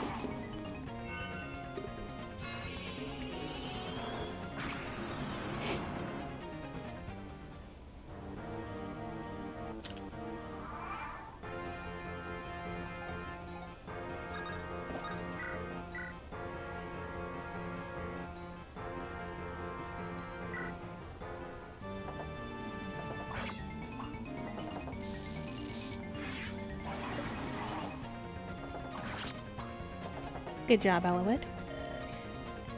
Rest now, Ursula.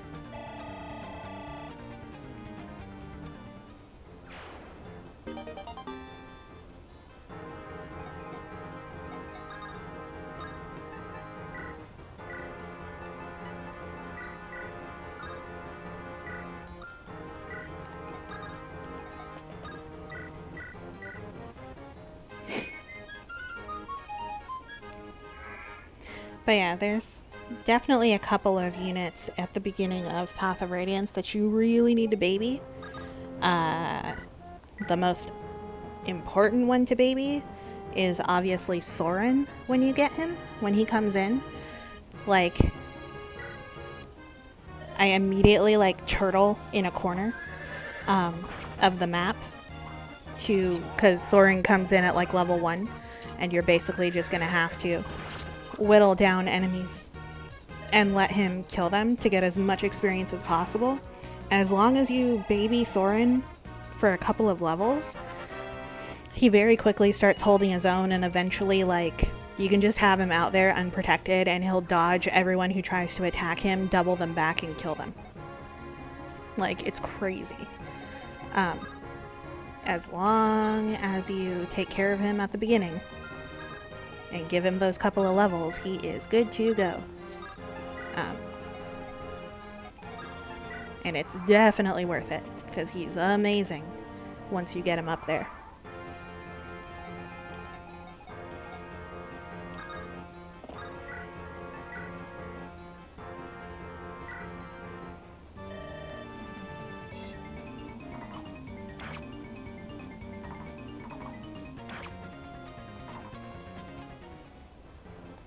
But I know a lot of people who gave up on using Soren because they didn't baby him at the beginning, and they were just like trying to casually use him.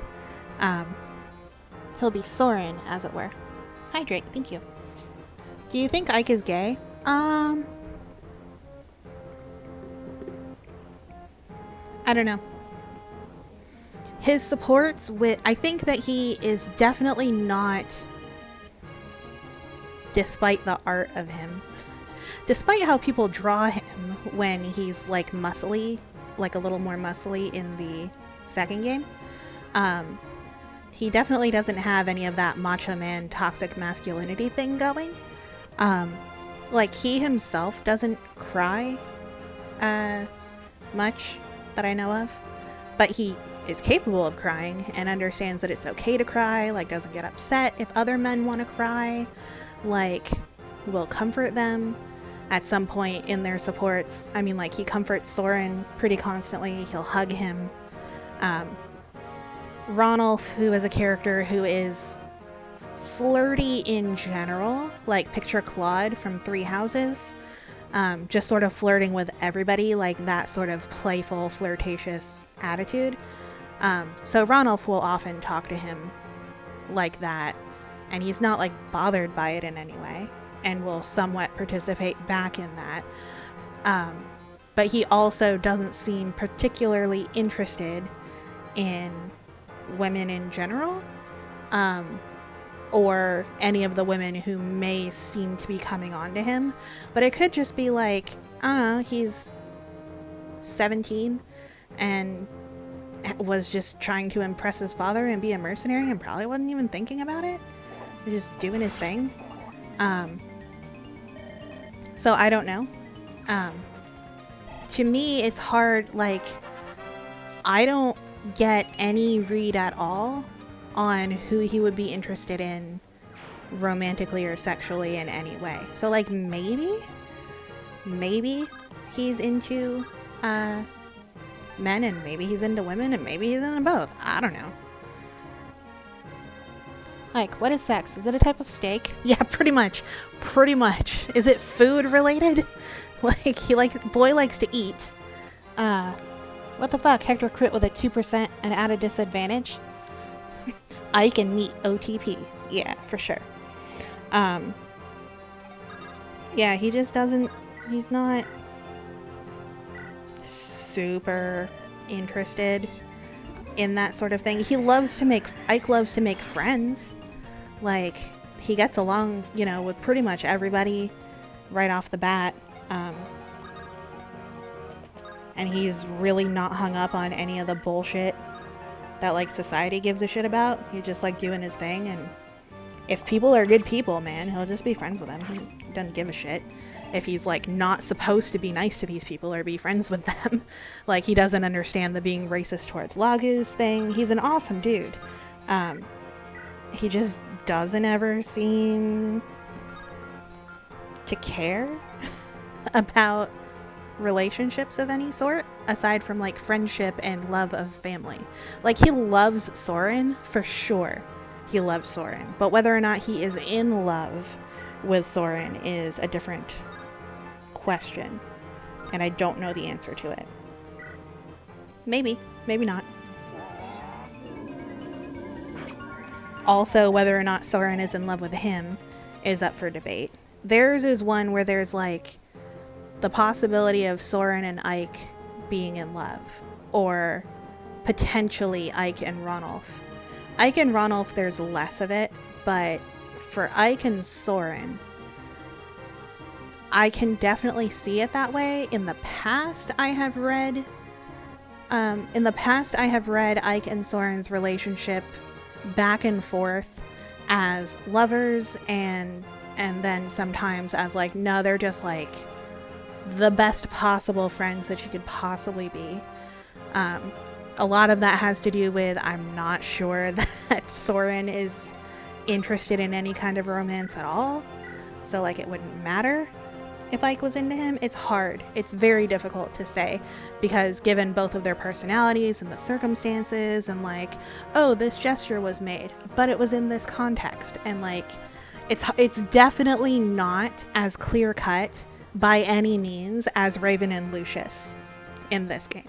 Raven and Lucius are clearly in love with each other. And I believe that Lucius is 100% gay and Raven might be bisexual, but at the very least, he's in love with Lucius and they're basically an old married couple who will spend the rest of their lives together. They are in love. It's clear. They just could say that in the game. Ike and Soren or Ike and Ranulf? Hard to say. I like his attitude. I haven't seen much of Path of Radiance, but I saw a part where he confronts Soniki, and I thought that this was the best scene in Fire Emblem. Yeah. Are you talking about the scene where he's like calling her and the senators out because like they're like laughing at / making fun of Alencia or taking her situation very lightly, and he's like, what the fuck is wrong with all of you people? Like, what is wrong with you? You disgust me. And it's like, dude, Ike, holy shit, oh my god, Ike, like, we need these people. We need them. Like, later when he's been pulled aside, people are like, hey, dumbass, we all agree with you that those things were true, but we need their help, and you just pissed them all off.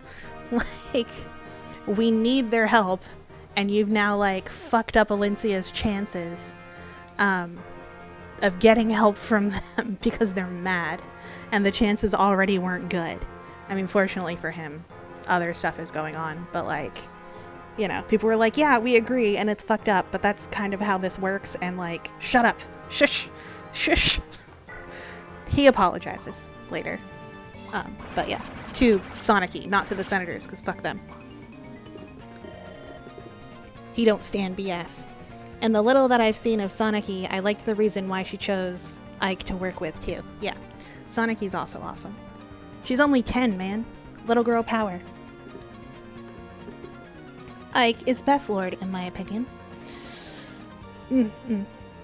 I'm not putting him in my ranking yet because I haven't gotten to it yet in this, so I'm not, like, counting it towards ranking of how the lords are.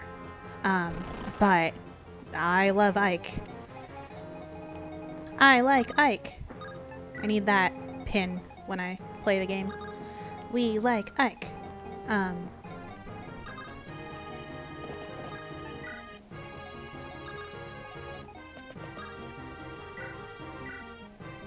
Tellius, best setting. That I will agree with. I love Tellius, obviously. I heard Leaf's the best lord. Currently, Leaf is my favorite lord. Though to me, it'd be Hector. And it kind of depends, like, are we talking about as a unit? Are we talking about, like, I like their personality? You know. Leaf is my fave, but it could be changed if I played Path of Radiance. Yeah. So far, Leaf is my favorite. I really do like Elowood. I like him a lot. And in this game, I like Elowood better than Hector just because I personally, like, just like him more. But I love Hector. Hector's great. Lynn sucks. She's fine as a character. I'm not super into her one way or another as a character, but she's kind of useless as a unit. Stats-wise in Thracia, he isn't as impressive as other lords. Yeah, for sure. But he's really awesome, so I still love him.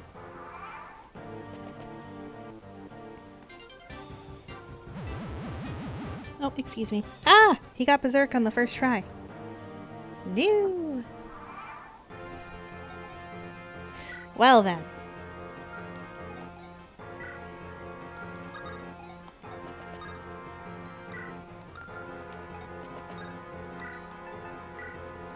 Nope. Quit brainwashing Canis, please. Yeah. Yeah, personality and stat. It's just, you know. Yeah. Depends on what you're taking into consideration. Who you like the most. So.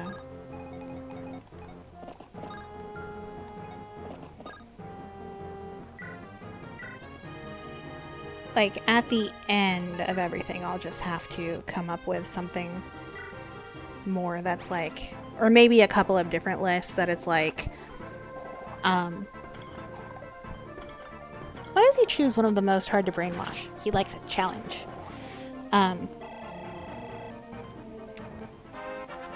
I'll probably end up making separate lists in that it's like... I like Chris. Am I disabled?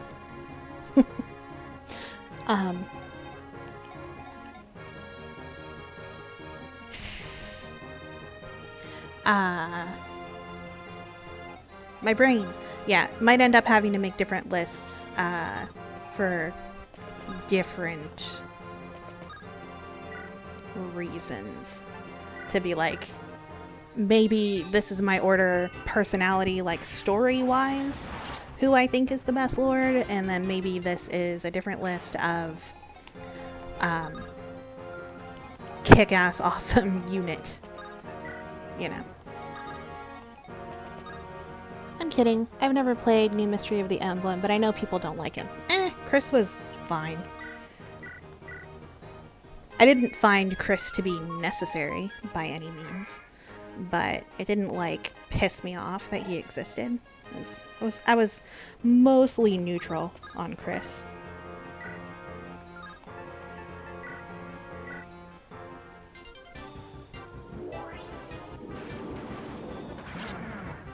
As far as like inserts go, they were relatively inoffensive.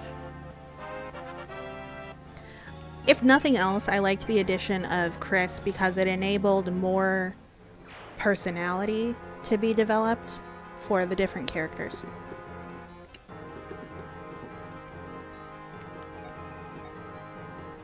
So you'll love Corrin. No, fuck Corrin. I don't like Corrin. Corrin sucks.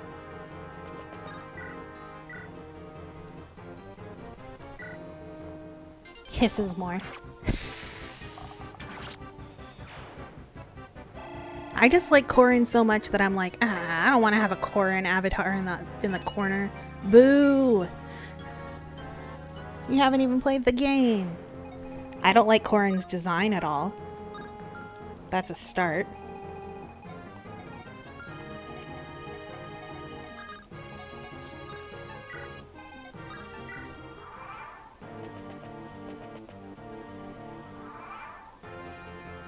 I don't want Easy Bake Oven Baby Dimension Fire Emblem. Nice. I like female Corrin design. It's pretty sexy. Of course you would, Ebby. Of course you would. I know how you work. Molly is staring at me like I have some treats or something. I'm just picking on you, Ebby. You can think Corrin is hot. It's all good. Corrin doesn't even have, like, the typical, like, busty kind of thing going on that you go for. Which is interesting. You know what I dislike about Fates? Why the fuck doesn't anybody have pants? They're, like, racist against pants in this universe. Pants are not allowed. No pants. Corrin is hot when they're on fire. I don't like the sheer number of women running around in panties. Yeah, I can't defend that. Especially Camilla. Oh god. We'll get there someday. We'll get to that. Not a fan.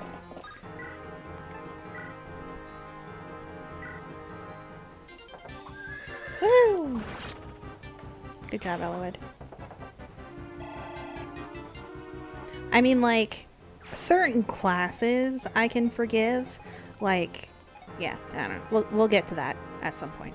We'll get to that. Like, it makes sense to me if a mage, if mages, thieves, Pegasus Knights, and dancers are like skimpily clad. Maybe an archer. But like front lines fighters who are like wielding weapons and like at immediate risk of being hit should be clothed. They should have clothes on. And preferably armor, please. You know what this game needs? Fetish maids. Yeah. I don't even like the way that, what's her face? The female ninja. I don't like the way that she is dressed either. Like, how come the other two ninjas get pants? Why doesn't she get pants? Even if they're not going to be like baggy pants like the boys, can't they at least give her leggings? She's barely wearing anything. She is barely clothed. Like, she is popping out of her top, and like, all she has on, clearly, is like that top and whatever underwear she may or may not be wearing underneath that shirt as it falls, like, to cover the front and back just barely. Kagero is okay to me. I like her design. I would 100% be okay with her design if they would just give her some, like, leggings. Just put some pants on her and we're good.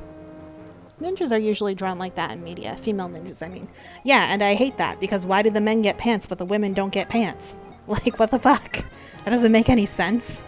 Why would a female ninja not wear pants? Like, I understand that that is, like, par for the course for ninjas in media, but, like, I don't like it. So. To not make noise with their clothes, duh. Well, then how come the boys don't make clothes when they run around, or don't make noise when they run around wearing their clothes? Huh? Huh? Huh?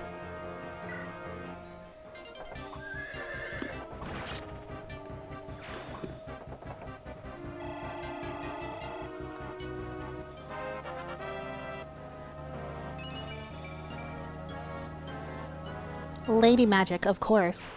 Our lady magic makes us worse at doing our job? That sucks.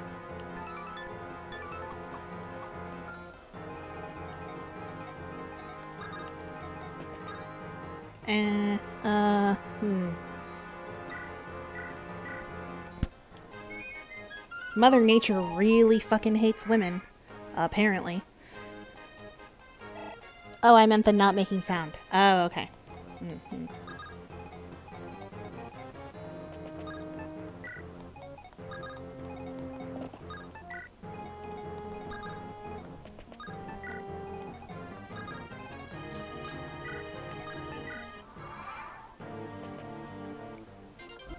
Come to me, foolish one.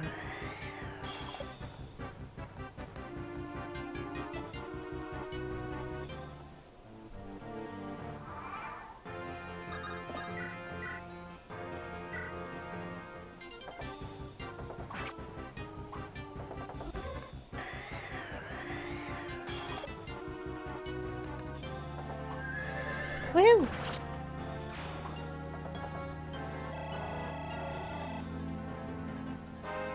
About to kill Nergal. Yeah. Yeah, level up.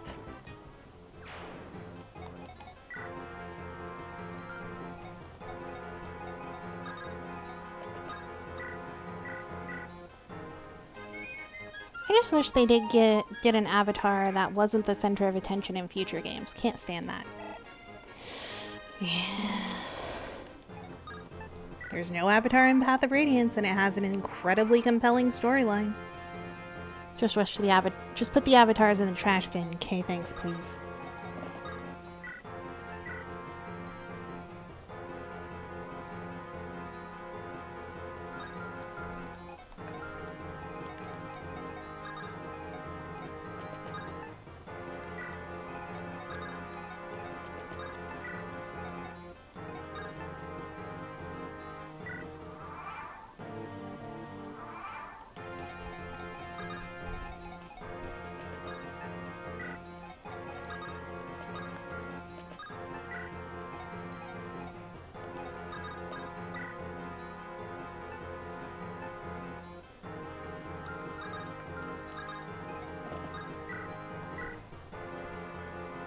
Alright, crit chance doesn't matter, so instead, defense and res. Defense and res. I defend avatars because I like how they give replayability to games because you can choose their classes, but of course, I don't like how they are put in the stories. Yeah. I am the most important person in the world, randomly for no reason. Nergal. So, you're here, Ellawood. I thought losing Ninian might distract you. Have you forgotten her so quickly? How heartless. You son of a bitch! I haven't forgotten. I'll never forget. It was my mistake that killed Ninian. Because of that, I will fight. I will not run away and hide in sorrow. I'm going to put an end to all of this. Woo! Aresh Kigal. Ow!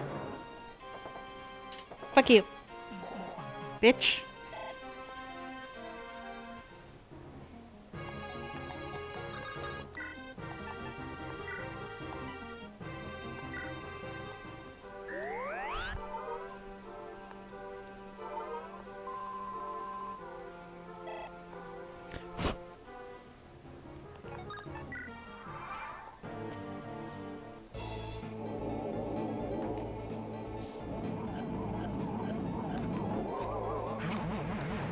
Fuck you, Nergal.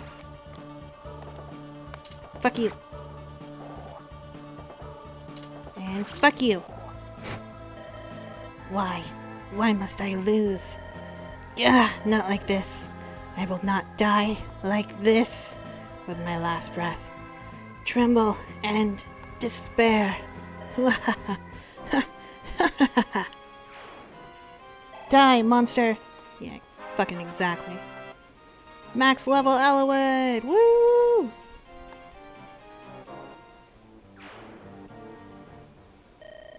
It's finished. Yes, at long last. Father. You say that. Right, exactly. What was that? What on earth? What happened? It can't be.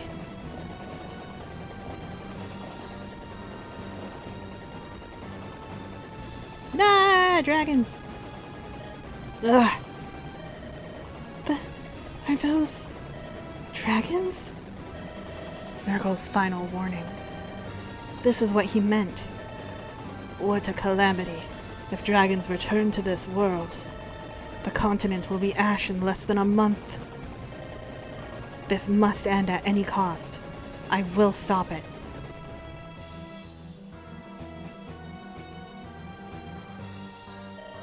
So these are dragons.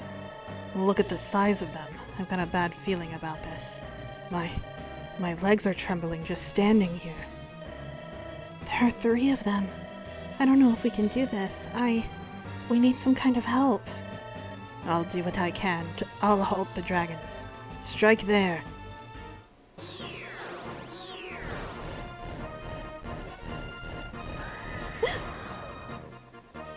What are you doing?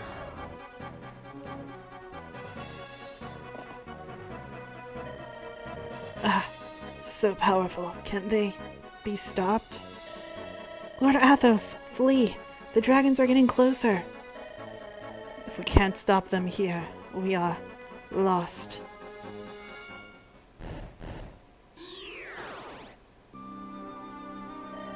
Bramamond. Preparations took time. Okay. I require everyone's strength. Gather here the legendary power. This light. What is it? Look, there. Bramamond?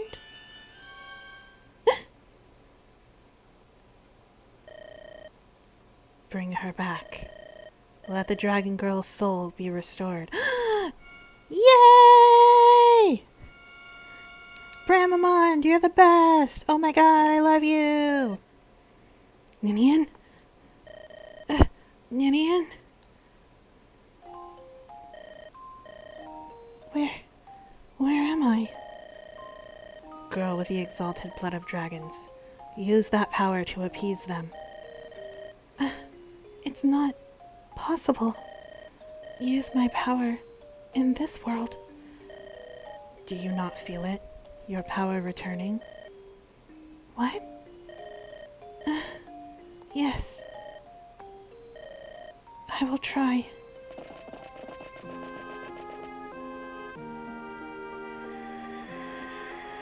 Go home. That's enough. I'm sorry. This is not your fault. I'm sorry. No. No more.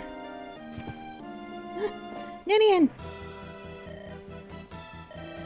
It's okay. She only fainted. Thank goodness. Ninian. One dragon still remains. Leave the girl to me. I shall tend to her. Bramamond! You're fucking awesome! Holy shit, dude. Chosen ones, you must stop the final dragon. You must save us all. Woohoo! Whoa! Hi. What are you doing? Aw, man. Aw, fuck you guys. Why the hell are you even here? You can't do anything.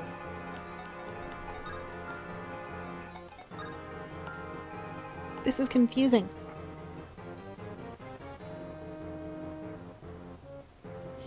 I personally prefer characters to just be a set type of unit. Makes more sense thematically. Dragons! Oh, I'm sorry. Dargans! Athos is indeed the Gandalf of this game, right? Like, it's very much the, I'll handle this. There's a Balrog. I got this. You guys go. She lives! It's the wee Ninny! Yeah. Ninian! Bramamond's awesome! I thought he didn't give a fuck. And he has every reason not to give a fuck. But, you know.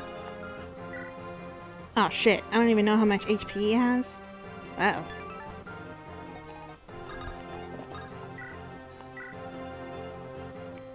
Welp. That's gonna hurt. Ow. Can he move? Yes. Fucking hell. Alright. Well, first things first.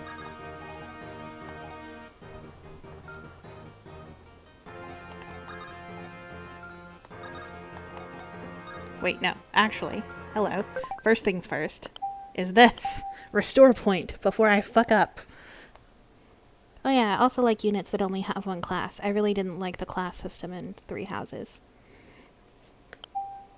I'm kind of okay with the house system in Three Houses just because I wasn't making everyone everything. I basically like looked at what their potential was and steered them towards a class that made sense for them. So.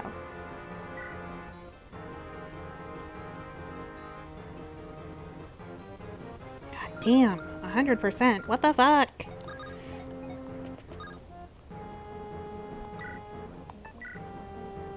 Ooh, 24 times 2. Hell yeah. Hector. Wah! It's very big and scary. Holy shit. Hi, dragon. Hi. I know you're angry. I'm sorry.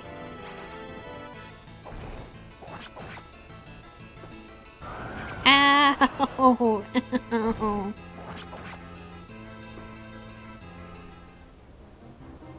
That's what having one class is. Eh? I know.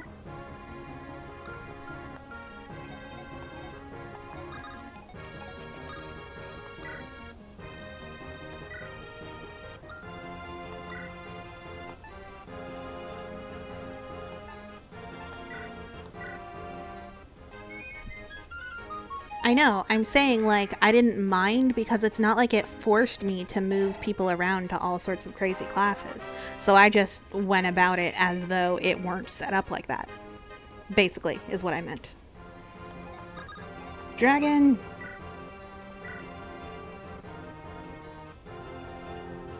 Hector just runs up to the dragon and slashes the hell out of it. So badass. Right?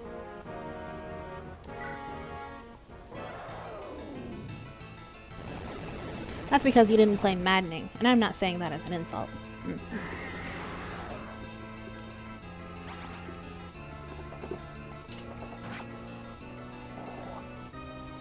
Ah! Ah, burns.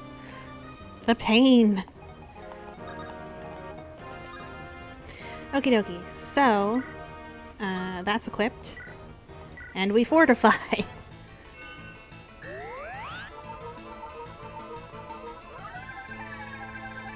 I thought you would double. Nope. We good? We good? Yeah, we good.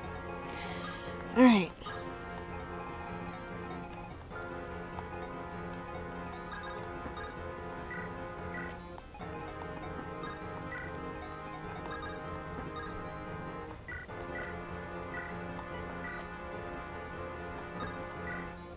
So it seems like I cannot do their supports. That sucks. What are you gonna do?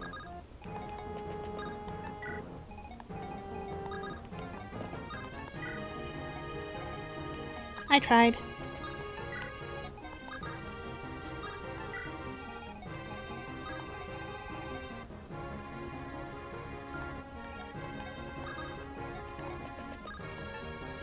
Who supports? Girl, the purges. What? It's fine. I know, but I don't want them in dragon range. The support between Heath and Veda. I tried last minute to do it. Stay beside me, Louise. We mustn't get separated. Yes, Lord Pent. That is a dragon, isn't it? Yes.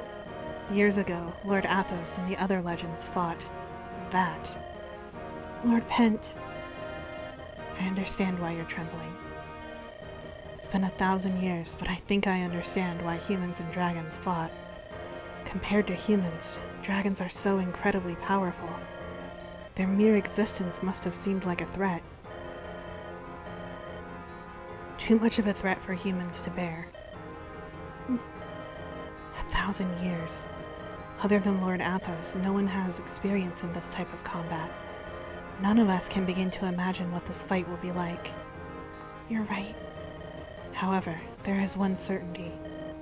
Louise, I will protect you. Lord Pent, I will protect you as well. Along with the child inside me. Our child. Louise, that's...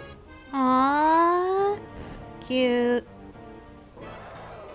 Well, I didn't know if he'd move, but I thought he might. It's possible.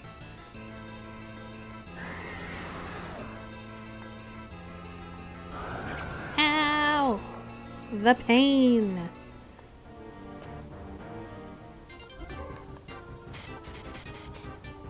Nils! Yeah, okay, we good.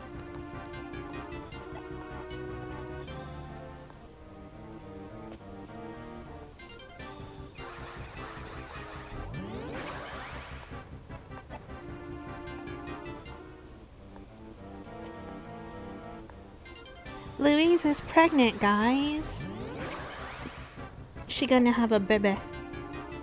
Little baby. A little, I guess that's Klein.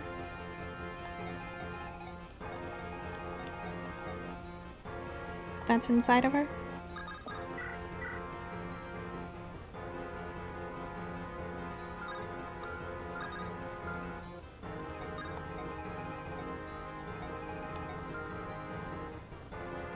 Dragon riding baby. Yeah. That's Klein, yes. Nice.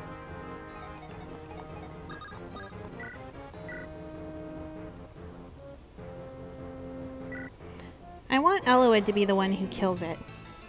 And I assume that he'll aggro Eloyd once I move Athos away.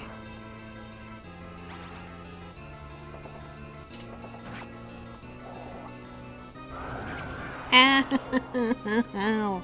Ow. It hurts.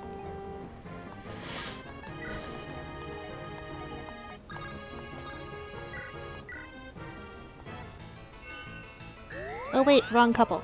Yeah. Who'd you think of, Hala? Dragon riding Bebe. Who has a dragon riding Bebe?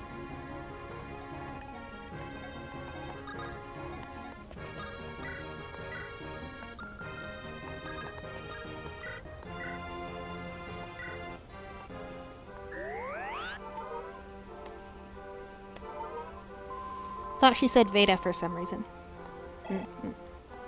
No. Athos will die? No, Athos will be fine. Sort of.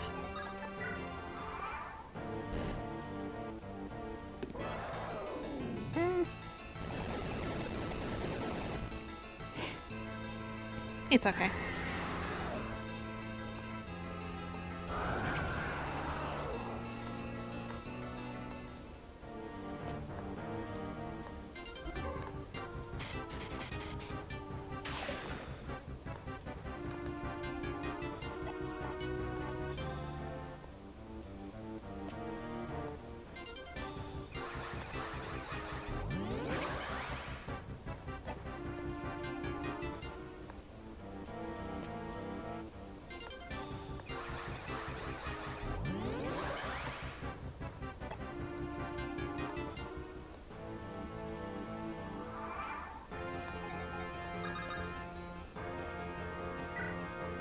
Because I can. Fortify.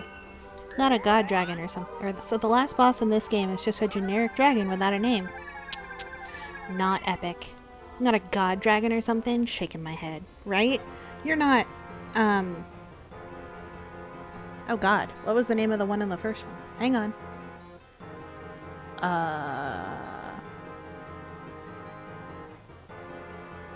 Shit. His name just completely... Medius. Yes, thank you. You're not Medius or Duma or Medius again or Lapidus or well, there wasn't a final dragon in 5. Or Idun. Meu Deus? My god, in Portuguese. Yeah. Do it, Elowood. Fuck you, dragon. Yeah, this is just a generic fire dragon. I don't want to fight Idun in 6, but I do want to save her, so I have to fight her. I will save her. She does not deserve what happens to her. It is not her fault that she's being evil. Dragon! Oh. Woohoo! I am victorious! At least generic fire dragon has cool battle theme. Yay, epic. Indeed, yeah. Poor Idun, like, she didn't ask for any of that bullshit. Like, she was just doing her thing, being perfectly nice, and they were like, well, fuck you, and messed her all up, and then forced her to be mean to you guys. Like, what the... Come on. Woo! Hype! Yay! Elowood. Elowood! Lord Elowood! I'm here. I'm right here. Well done, brave successor to Roland. It's finally over. Finally, everything is. Lord Athos? Looks like I've exhausted my strength. I'll die before you, friend. I may well follow you soon. For now, I will sleep again. Elowood, Hector, Lynn. I've lived a long, long time, but now I'm done. Do not grieve. Soon, I will be with long-absent friends. I have no regrets. Lord Athos! Now, my friends, my family, let me give you a parting gift. As I lay dying, I see many things. I see the future. Oh, why? Why is this not now? Neither Bramamond nor I will be here to help a land in need. What do you see? An evil star rises and burns. All of Alib will be once again awash in blood. But do not fear. Once again, Alicia brings hope. Children of fire. Everything. Aw. Lord Athos. Even at the end, he thought of us. Yeah. Greybeard. Look. Both of you. Lord Athos. It's almost as though he's smiling. Aw, buddy. This world will once again be enveloped by darkness. But at the end, a saving light shall rise. Ninian. Lord Ellawood. I'm so happy. I can't believe you're back. I feel like this is all a dream. Aw. Once I lost you, I knew for sure I need you. Marry me! I want you by my side forever. Lord Ellawood, I must go home. What do you mean? I'm the cause of all this. It was my weakness that invited this tragedy. Ninian, here on Alib, we were nurtured for ages in the land of our birth. Even after humans invaded and drove us out, not a day passed that I did not think of it. Aww. I yearned to see it once again. Our homeland. God, Ninian's old. Those children, the fire dragons. They were like me. Aw, they were young? Aw. We knew that it was forbidden. And yet we answered Nergal's call and opened the gate. We didn't intend to stay long, just to see one last time. But Nergal captured us and it led to this. We humans, we took control of the continent like it was our right. Yeah, fucking humans, god damn it. We never considered who or what we drove away. Ninian, Nils, the blame for this was never yours alone. Right, exactly. While we can claim ignorance, we still bear some responsibility. Lord Ellawood, do you truly believe that? I do. If my father were here, he would say the same thing. Let's work together and think about the future. If the entire continent were made a place where dragons and humans could live together, like the hidden city Lord Athos spoke of, Arcadia, what a wonderful world that would be. But that's certainly something that won't happen for a long time. So we can't stay here.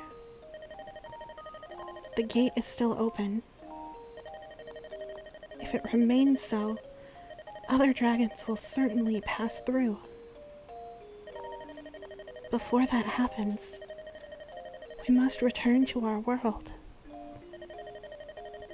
We must regain our power and seal the gate from that side. Are you saying I'll never see you again? That can't be. Lord Ellawood, I am truly blessed that I have had the chance to meet you. Please don't forget me. Aww. Ninian. Come, Nils, let us go. We must return to our world. Ninian, The air of this world. It's changed so much from what we knew. No matter how much time passes, our strength will never return. If we stay here, we will not survive long. Nils, why do you... But even knowing that, your life will be short. Ninian, you truly wish to remain here, don't you? I understand. Stay here. Stay with Lord Ellawood. Nils? Lord Ellawood, Ninian. No, my sister. Please, cherish her. I will. I will make her happy. I swear it. Nils, are you? I'm going alone. I want to live a long time. I don't have your curiosity. Nils. Aww. Don't make me cry, game. Okay then, I'm going. Be well, Nils. I'll miss you. I'll never forget you. Nils. No. Don't cry, Ninian. Even if we're apart, if we never see each other again, our bond will never ever be cut. More importantly, sister, live as long and be as happy as you can, for as long as you can.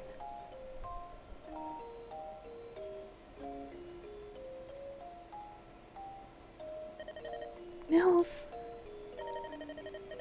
Thank you, Nils. Aww. Ah, damn it.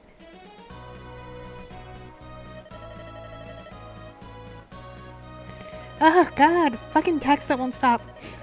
Beautiful, isn't it? The start of another day. Ninian. You'll come with me, won't you? Yes. Aww. Ah, good. A break. Ugh. Tears. Sorry. I knocked something over reaching for tissues.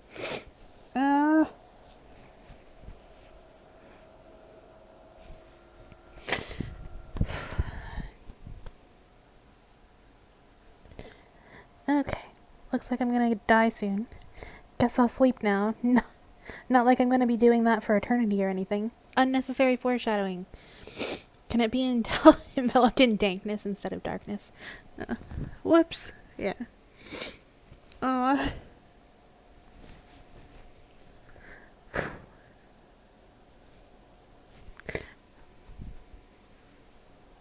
my god, calm down. I wish Nils could stay. That makes me really sad, if you can't tell.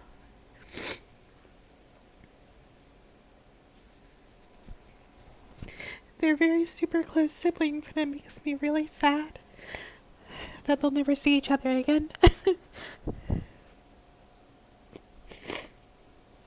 And she'll die so soon, like by their lifetimes. It's basically like she's dying right now.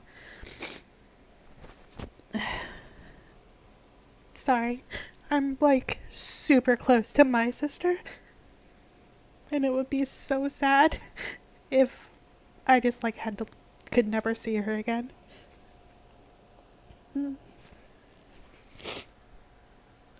Thanks for the hug, Hallow. Sorry. I cry really easily, at, media things. So, movies, video games, songs, TV shows, books. When I care a lot about characters and stuff. So, sorry guys. Sorry. Embarrassing. I got really close to crying at the end of Twilight Princess as well. I was lucky. It was good that, like, I didn't have to say as much. That, like, a lot of it, there wasn't as much talking and, like, certainly not as much, like, emotional words. Like, if Midna was like, this is how much you mean to me and blah, blah, blah. Like, and if Link was saying that back, I would have sobbed. As it was, I was just like, okay, well, I'm super teary-eyed and, like, getting emotional. But, okay, oh, God, thank God, this scene is over. And we'll move on. And then I almost cried again when they showed Rallis, and I was like, stop it. So, but, like, when I was reading the manga and the Rallis stuff showed up, I sobbed. I was like, I have to put this down now and just cry. Is that okay? So, I'm a crier. Apologies. And I knew Athos was gonna die. He's old. He's fine. Like, it's it's a little bit like, aw, poor Athos. Like, I don't want him to die, but, like, he's been alive for, like, ever. So, it's a relief. It's fine. He's choosing, I mean, he's not, like, actively choosing to die, but he kind of actively chose to die. And Bramamond will follow him shortly. Okay. Okay. Let's read all the things. 1 year later.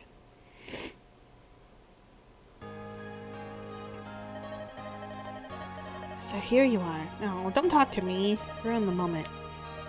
Will you attend my ascension ceremony? Sure. Hector and everyone else are coming. And everyone else is coming, are coming.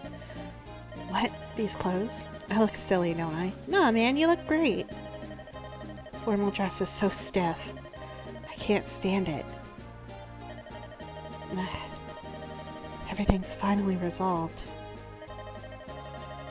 I'll succeed my father as Marquess Ferret. I don't know if I'm equal to the task, but I'm gonna do my best for all the people who live here.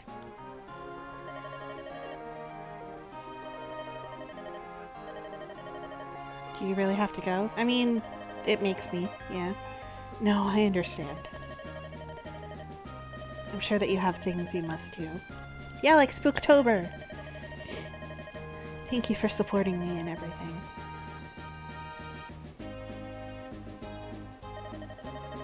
Lord Ellawood? Here I am, Ninian. Hello. Lord Ellawood, is Sam... She'll be at the ceremony of Ascension, but must leave shortly after. Is that so? I'm disappointed. Oh. I want you to know something. Yes? When things are a little more settled, Ninian and I plan to be married. I'm surprised you're not married already! And this may be a bit premature, but we'd like you to name our first child. Oh, well, shit. Ninian and I talked it over. Not Roy, because I don't like that name. You've done so much for us that we truly want this. Please.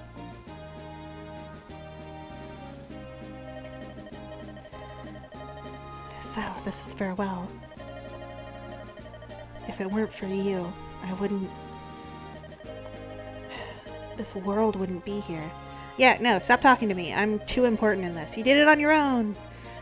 You have my heartfelt gratitude. Ike, because that's what Roy would be named instead. Yes. I'll see you again. It's a promise.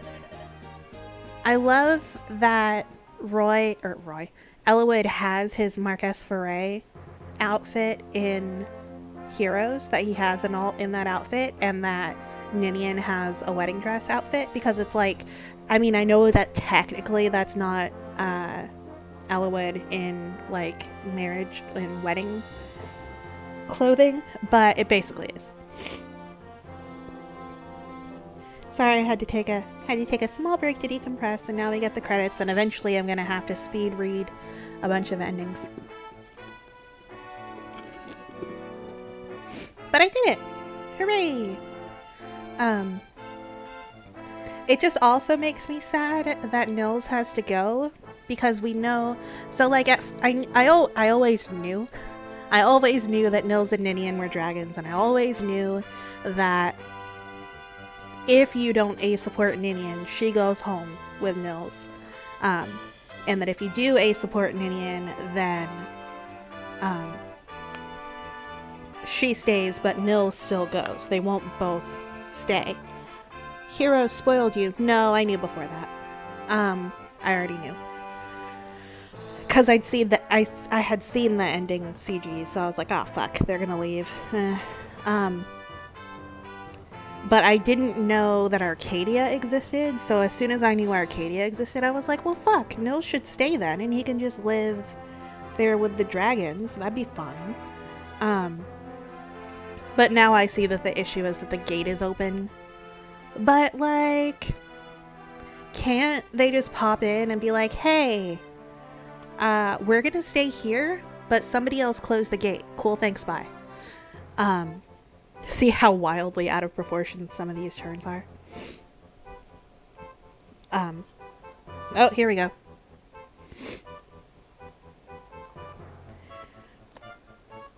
Marcus returned to Foray with Ellawood, and as head of the Knights of Foray, dedicated his life to training young squires.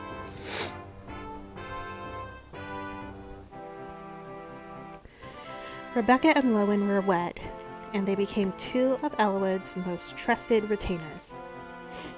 Their green-haired son inherited his father's chivalrous spirit, as well as his mother's smile and skill with a bow. Their son is Dorcas. Dorcas returned to Foray and used the money he earned to buy medicine for Natalie, his wife. She recovers rapidly. Hooray! I'm sure they also have babies. Bartra continued his quest from country to country. Rumors say that he fell in love with his own mortal enemy. This is true. Unfortunately, I couldn't recruit her. Oswin, impregnable knight. Oswin served as a vassal to Marcus Ostia. His was a calm, reasonable voice in Lycia's ruling government. Matthew, thief and spy. Matthew continued his service as a spy for House Ostia. The memory of his beloved Layla lingers on in his heart. Got it. Sarah. Bugh. Sarah returned to Ostia. She spent much time tending to her own affairs, but lately she has begun to enjoy her free time.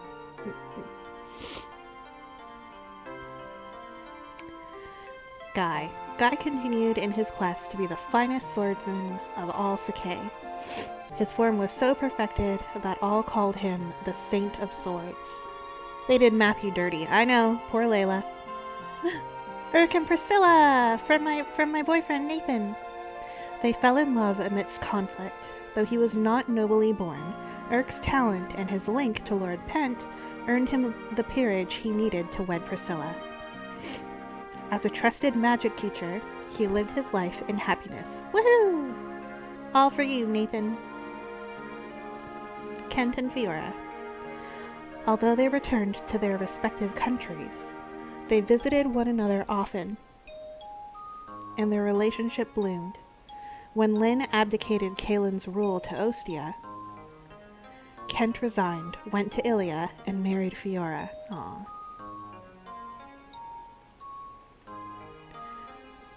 When Ostia took over rule of Kaelin, Sane resigned and became an independent knight. His love of women is unchanged.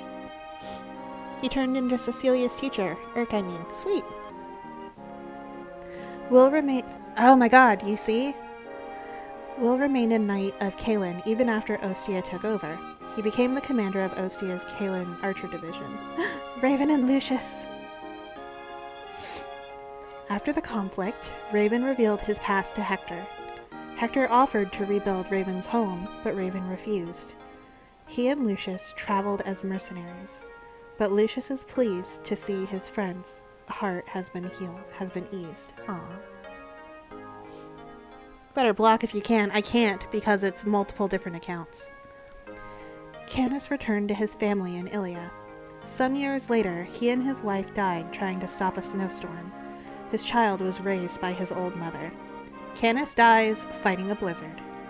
Dart! Dart took a grave wound protecting Fargus in a skirmish. He vanished at sea, but rumors claim he might be in Foray. Aw, poor Dart. Legault. After the battle, Legault traveled the lands, looking for Black Fang refugees. He helped them to ease the pain of his own loss. Nils, Nils vanished through the gate in order to seal it from the other side.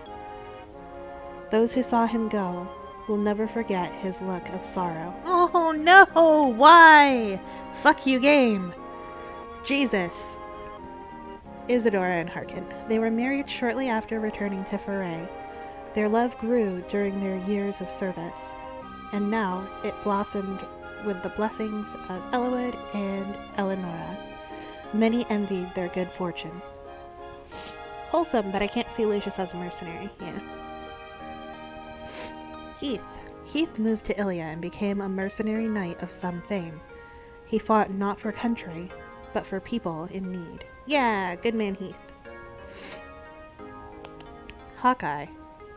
Hawkeye returned to Nevada and lived peacefully in Arcadia with his daughter, whom he trains to be guardian of the desert.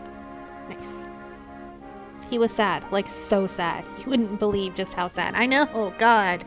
Fuck, he should have stayed. Just go in and tell someone else to close it and come back. Geitz resumed his aimless wandering. He still searches for a land that he can finally call his own. Pent and Louise. When Athos died, Pent took over his research. To focus on his studies, Pent resigned as Mage General of Etruria. This action set the palace in an uproar, but Pent and Louise endured. Yay! Nino and Jafar! But unfortunately,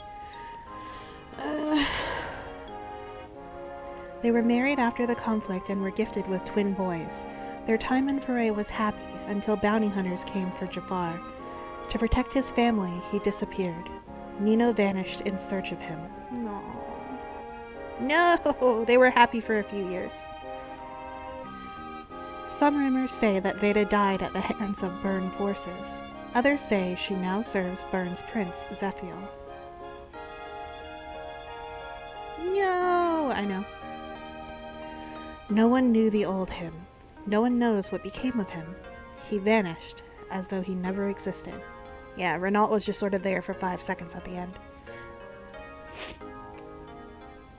Athos died in a foreign land. Those who saw his face said that he seemed as though he had at last found true peace. Yeah. Merlinus. Merlinus opened up a shop in Ostia, but it was forced to close. He plans on reopening with some aid from Lord Eliwood himself. Renault has good supports, but that late recruit. When her grandfather died, Lynn asked that Kaelin be taken under Ostian protection. She set out for Sakay, where she was reunited with Wrath of the Catulla. They had a daughter and lived happily in the plains. A daughter named Sue. Hector succeeded his brother as the Marquess of Ostia, but the pain of his brother's death weighed heavily on him. His beloved Florina gave him comfort and helped him become an enlightened leader. Aw, yeah. Yay! Eliwood and Ninian were wed after the conflict. Ninian gave up her old life and her people to enjoy a brief life with Eliwood. They have a son named Roy, who will one day take up arms to defend his nation. Boo! I don't care. Yeah, I vanished. Whatever. I would rather not be in the story. Something about Legal and Renault support. Mm-mm.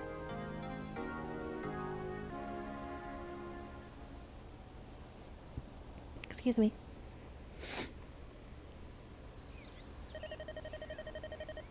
Thanks for coming, Ellawood. Hector, long time no see. First time since my brother's funeral. 15 years now. And look at us. We've both grown older, haven't we? Uh-huh. Time certainly does speed right by. My father's disappearance, his death, the fight with Nergal, those fire dragons. The memories are so vivid, it might have happened yesterday. Nergal. What a black heart he was. I've had enough of battles like that. Is that your son over there? I've been wanting to introduce you, but there's been no chance. Roy, come here. Did you need something, Father? Say hello to Marcus Ostia. Yes, sir. A pleasure to meet you, Lord Hector. My name is Roy. Roy, is it? Nice to meet you, lad. Well, I guess that means I should introduce my daughter. Lilina. What? Are you being shy? You don't have to be nervous. This is your father's old friend, and his son. Hello, Lilina. This is Roy. He's the same age as you. Nice to meet you. Lilina, let's be friends. We could play over there. It's okay. Go on. Yay! Go play. Be adorable. What a cute child. Good thing she took after her mother. Oof. What? She looks just like me, doesn't she? You're a sarcastic one, Marcus Ostia. Come on now. You're the one putting on airs. Marcus Foray.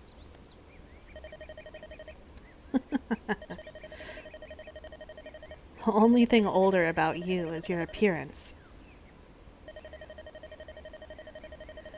Don't tell me you still behave like that, even now that you're the Marquess.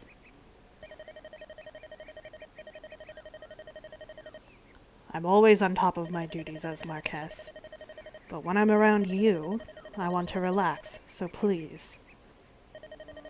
Hector. By the way, I heard that the King of Bern died. It was fairly sudden, too. I can't be certain, but according to one of our spies, he was killed in an assassination attempt on Prince Zephiel. The prince? I trust he was unharmed? It's a strange tale. At first, I'd heard that the prince was killed. Then new information came 3 days later, saying that it was the king who had died. Do you remember Archsage Athos's premonition? Is something happening in Bern? I don't know. Father! Can I show Roy my pony? Aw, you have a pony? Hector best, Dad. Yes, go ahead. Be careful. Okay. Aw, so cute.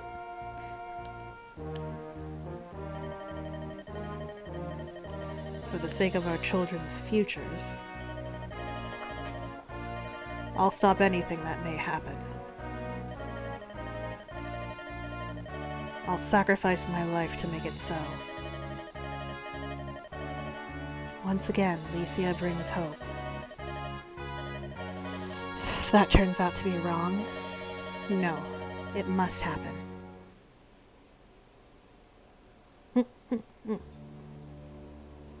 Burn, keep. Oh no! Oh hi. How you doing? Oh no. For what reason have you awakened a demon dragon? Who are you? Dragon. God damn it, Zephiel. Why? The end.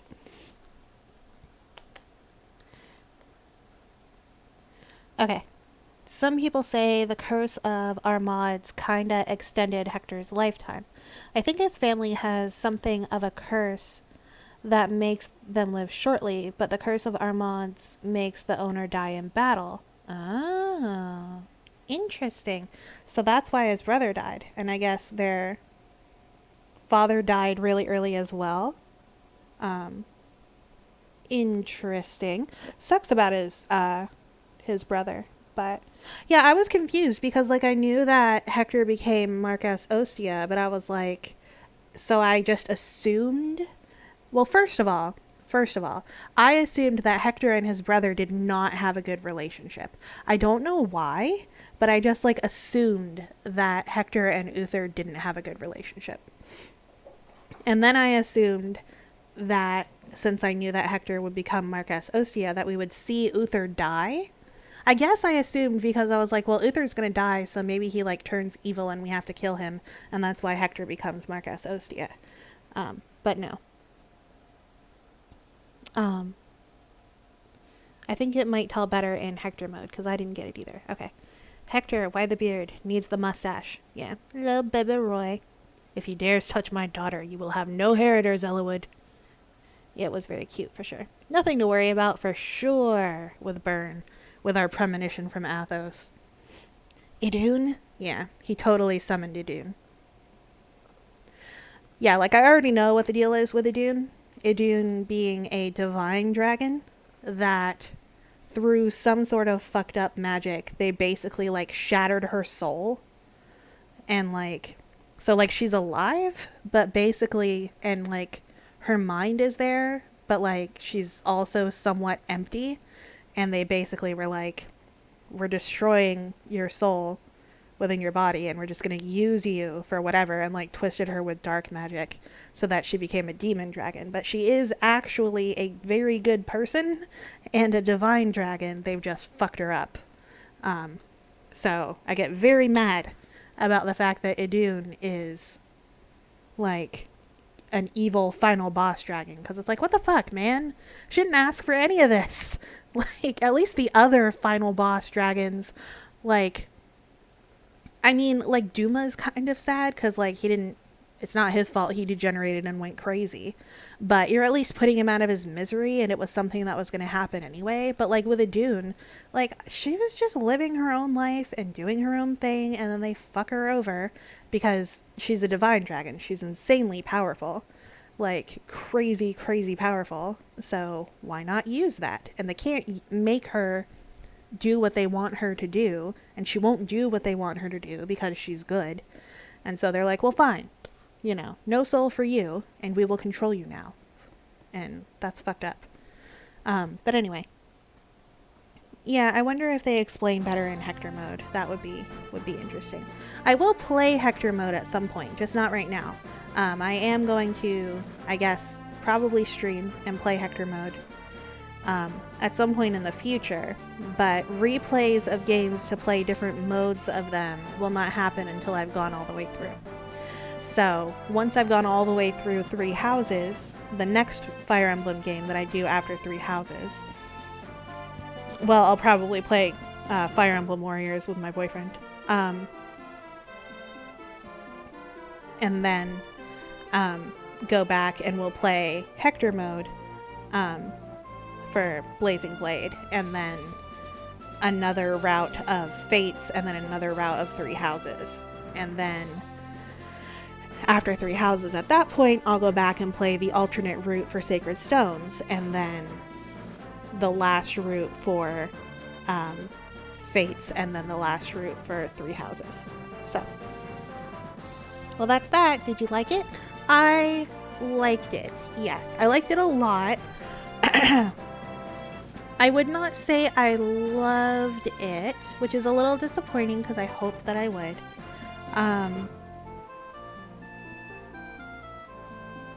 I really love a lot of the characters. Like, I love a lot of the characters and I really like the story, but to me it does suffer a bit because it takes a while for the story to get going. I'm not super duper into how long the prologue is with Lynn. So then that's a whole third of the game, and then just looking for Eloyd's dad is another third, and there's like little bits of important story stuff happening during that, but stuff doesn't really pick up and like get massively interesting and serious until the final third of the game, and that kind of sucks. But I do really love a lot of the characters, and yeah, the Lynn mode really doesn't help, not at all. It'll be skipped next time for sure, and we'll just be like, no, I'm just doing Hector mode, I'm not replaying Lynn mode. But no, I did really like it. I don't know at the moment where I'd place this. Let me look.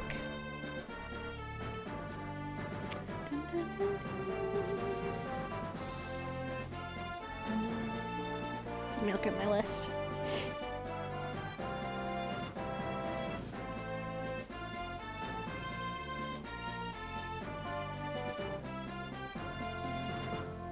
Gotta look at my list in order to evaluate, like, did I like it more or less than that game?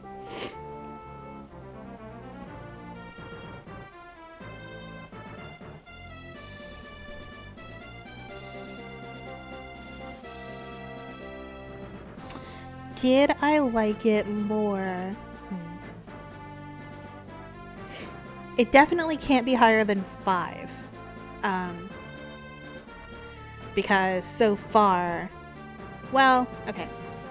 Currently, if I take the 2 games that I haven't played yet in my streaming and replay of these games, then it can't be higher than like 4.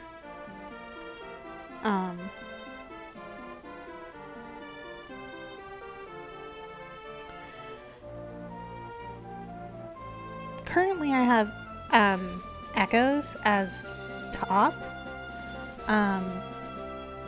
If I take out Path of Radiance and 3 houses, basically. If I take out Path of Radiance and 3 houses, because I haven't played those on stream yet. In my replay of all the games, so it's probably not fair to count them. Then I would put Echoes first. I'm sorry, I love the story of Echoes. I love the characters. Like, I love it. I am also personally extremely biased in favor of Echoes because I met my boyfriend through streaming Echoes, which really elevates it. And gonna be hard to beat that because I did already love the story and I already love the characters, and now it holds an even more special place in my heart because I found my boyfriend through it. So it's not gonna go super far down the list. But immediately after Echoes is Thracia, and then Genealogy right under that. So the question then is did I like it more than New Mystery of the Emblem / Heroes of Shadow and Light? Echoes has wonderful presentation. Maps are yeah, exactly. But like the gameplay being meh doesn't really bother me as much as it bothers other people, and I totally get why the lack of map variety and like goals for maps bothers people. I totally understand and I sympathize with that, but like honestly, that does not bother me that much. Like it really doesn't bother me hardly at all. So it's not a big deal for me that aspect sucks, so it doesn't affect the ranking. I'm trying to think. Heroes of Shadow and Light, New Mystery, whatever you want to call it. Like, the story wasn't bad. Like, it's hard because it's basically like gameplay is better than story. We play games to have fun. Abby, my personal ranking, and so that means it's my personal taste in what I think is important in games. Gameplay is obviously very important. If I can't stand the gameplay, then, you know, whatever. But I put story and characters over gameplay. It just is what it is. You can make your own ranking. Your ranking isn't wrong, it's just my ranking. So it's hard because like only the last third of this game like really had a lot of, I know you're kidding, I know. Only like the last third of this game really had super intense, awesome story, and the rest of the story was kind of like meh.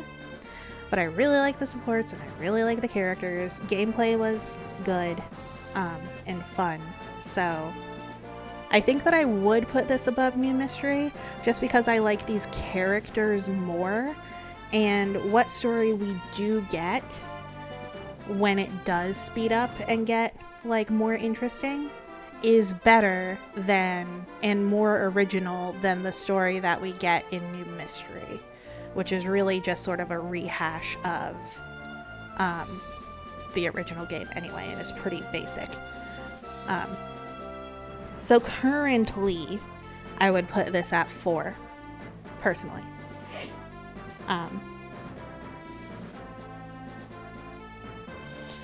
So, let me lean forward so I can read this comment. Oh.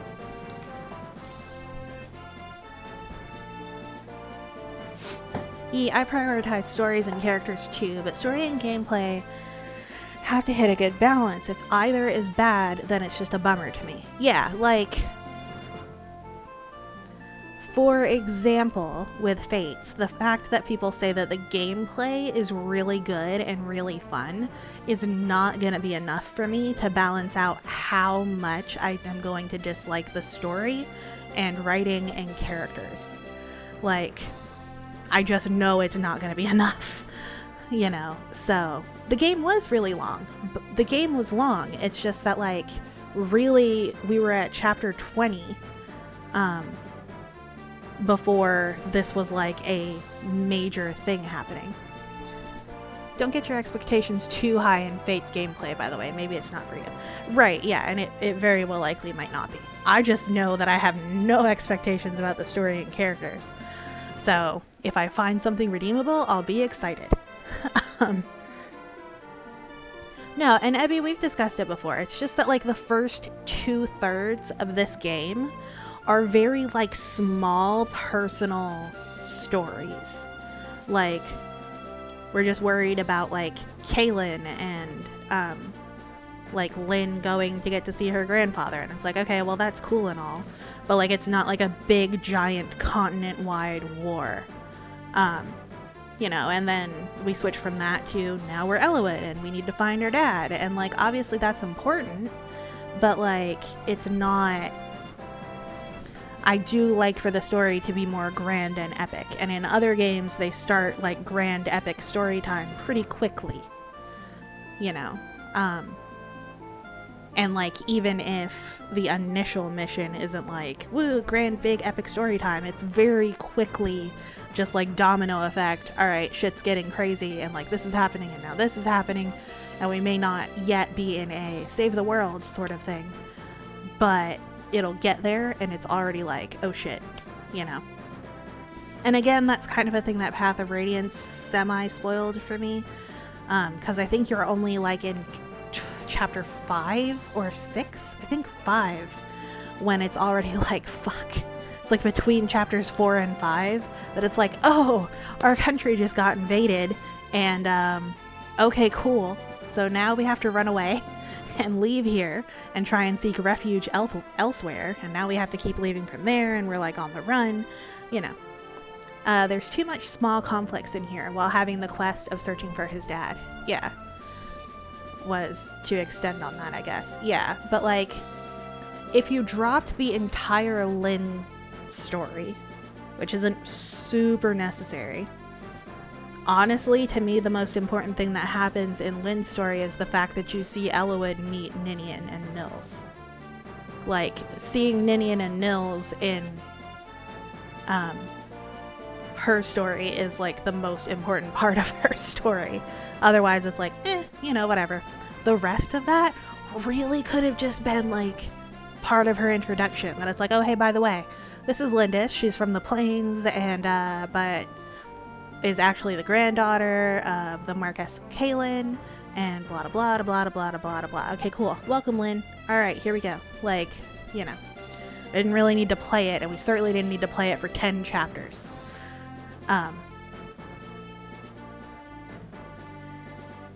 And then if they didn't have that, then they could have given more time to the main campaign. And so perhaps could have like shortened the amount of time we're looking for Elowood's dad and given us a little bit more time of, oh shit, this is really serious now. We have a lot of stuff to do. But yeah, no, I mean, I did really like it. I really liked it a lot. I feel that story-wise, it was quite unbalanced, in my opinion, based on what I like in Fire Emblem games. I don't particularly care about Lynn's story, like, it's fine, but I'm not playing Fire Emblem to have tiny conflicts about line of succession in a province of a country. Like, that's not the sort of grand, like, sweeping narrative that I play these games for. And like the Elowood looking for his dad thing directly ties into the major story. So that's fine. But I feel like that went for a little too long. It felt weird that a group of bandits had nation-sized armies. Right. That it's like, what the... like, why do you have so many people? What the hell? What is happening? You know? Because the main story of this game is Nergal. Nergal is the main big deal. Is dealing with Nergal, and by extension the Black Fang, right? And we may be running into them, but like the protagonists, the main protagonists of the game, don't know anything about Nergal and like what's going on with the Black Fang, and aren't focusing on that at all, except for when they accidentally run into them, until like the last third of the game. And that's crazy. Like, so basically we're not even fighting our main enemy until the last third of the game. And I just feel like that's unbalanced from a story perspective. Like, on the one hand, it made it very frantic and rushed, right? That it's like, oh shit, this is happening and we gotta handle it. But on the other side, it's like, well, Jesus, why weren't we focusing on this before? How did it take so long to figure this out? Why don't we know this already? Like, especially since, like, Layla was already, like, in there infiltrating the Black Fang and figuring shit out. Like, has she not told Uther anything? Like, what's happening that this is taking so long to get going for us to realize what's happening so we can do something about it? Because Elowood's dad is important, and I'm not saying that he's not, but he's not that important. Like, a whole third of the game shouldn't be dedicated to, we must find his dad that we have not yet met or seen.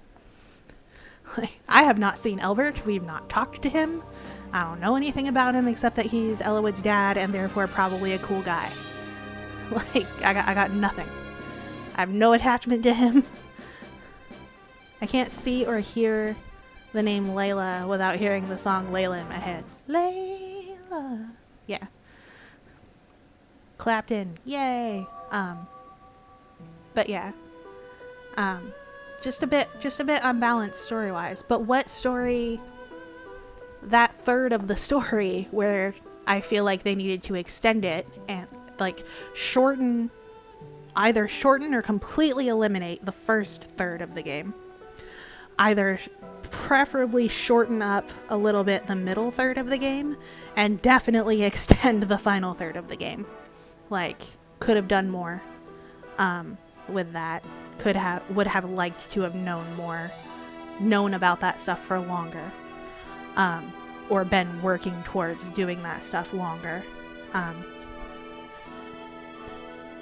that's just personal preference, but if that were the case, then I would like it a lot more. And maybe I will feel much, much differently about the game and much better about it and rank it higher, possibly, than Genealogy or Thracia when I play Hector mode, where I don't have to play Lyn mode and I just start right away with Hector. I know his version is longer, so maybe that will also feel slightly different. We'll see. But yeah, I mean, rating wise, I would probably give this, let me look at my, Hector is longer? Yes, it is. There's more chapters in Hector mode. It is the longer version of the game. So based on my, I say all of this, but based also on my personal, like, 1 to 10 rating, I would still give this game an 8. Like,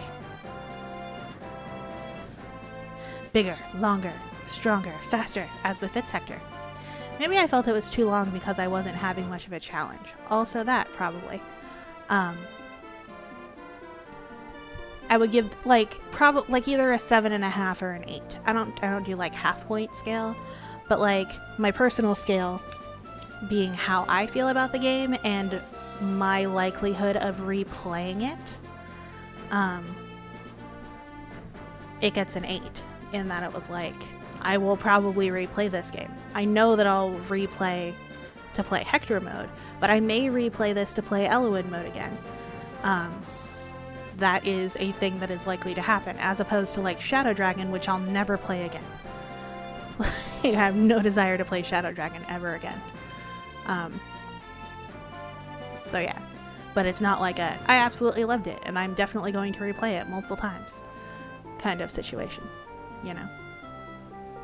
Ouch, poor Shadow Dragon. Shadow Dragon just doesn't have any story.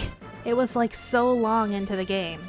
It again suffered from, like, we're 2/3 into this and now I finally care. It just suffered because, well, it was the first game, right? So there wasn't all that much in the realm of story or character development. And then when they did the Shadow Dragon remake for the DS, like, they improved graphics and stuff like that, but they didn't expand the story. It is a bit bland, but I liked the gameplay. Yeah, see, the thing was that I cared so little about the characters and what was happening that I kept fucking up because I wasn't paying attention because I didn't care. So, improved graphics, making it way uglier than GBA's. Yeah, exactly. Like, I cared so little about the characters that I was just constantly messing up and having to replay stuff. Like, it was a chore for me to play that game. Up until, basically, like, the Nina Camus thing. Like, basically right up until around the time that we actually confronted Camus. And then, finally, characters started to actually have, like, emotions and personalities, and, like, there was some development of some characters, and there was more story, and I was like, thank God, I care now. Like, I didn't care that much about the story, but it also wasn't repulsed. It was inoffensive. Yeah, the story was fine, the story was whatever, but, like, I didn't know anything about any of the characters. Like, they never talked. There was just nothing going on with any of the characters. Like, hey, I recruited you and got, like, 2 sentences when I recruited you, and now you'll never speak again. And I know nothing about you. Good that you don't have attachment to characters in that game, because you need to kill them to get the paralogs. No, that's in Shadow Dragon. And I did not get any paralogs in Shadow Dragon because I don't kill characters. So I didn't get to meet any of those people until I played New Mystery, and then I got them all. Van Woman. Yeah. I didn't get to have Athena, or Etzel, or Ymir, or any of those people. We don't trade lives. Yeah, basically. I was like, I will not kill... I mean, I may not, like, give a shit about these characters because I don't know anything about them, but I'm not going to just sacrifice them for the sake of it so I can get this other person. But yeah, no. I mean... But yes, I did really like this game. It was very good. I just expected more, and I had really high expectations for this game, which also somewhat hurt it in my evaluation of the story, that I was like, come on. Like, I know that Nergal and the Black Fang are, like, the main point of this game. So when is that actually going to matter to the people that I'm playing as?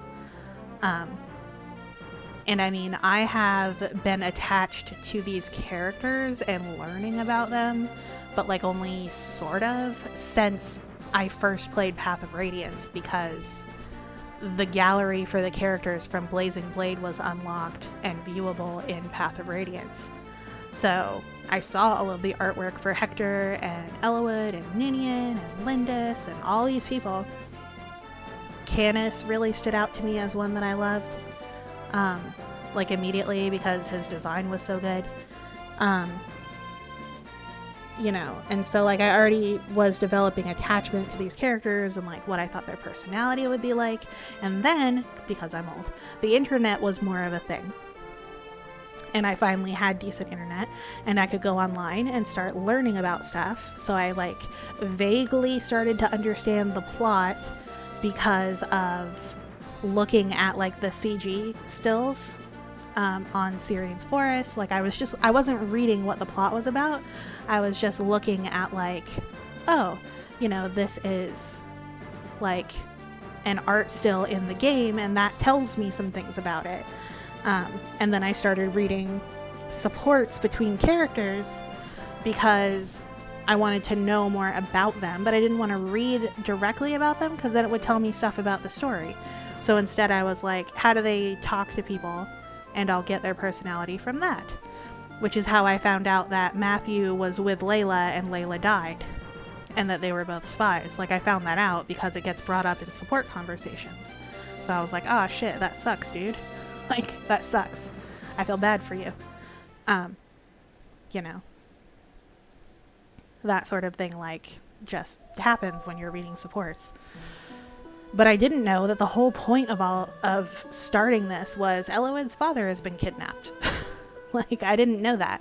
I knew that Ninian was a dragon. I knew at some point Elowood would kill her, because there's a CG still of him having fought her and then him holding her as she's her body being dead, and then Nils upset and screaming. But then also later there's an ending still of you holding Ninian if you got a high enough support. So I was like, well, she's gonna die, but she's also gonna come back depending on what I do. So cool. Like, that's good. But I assumed that she would be the final boss of the game, but that wasn't true. Like, you know, so I knew things, but I didn't know everything. But yeah, I mean, I had really high expectations because I already had so much love for various characters. Did I know the Nergal relationship with Ninian and Nils? Yes, I did. But playing through this game didn't tell me that. So it must be in the Hector story, but there is a CG still of Nergal sitting next to an ice dragon. There is a CG still of that. That ice dragon is his wife and Ninian and Nils' mother, because their father is Nergal. Ninian and Nils are not full-blooded dragons. They are half-dragons.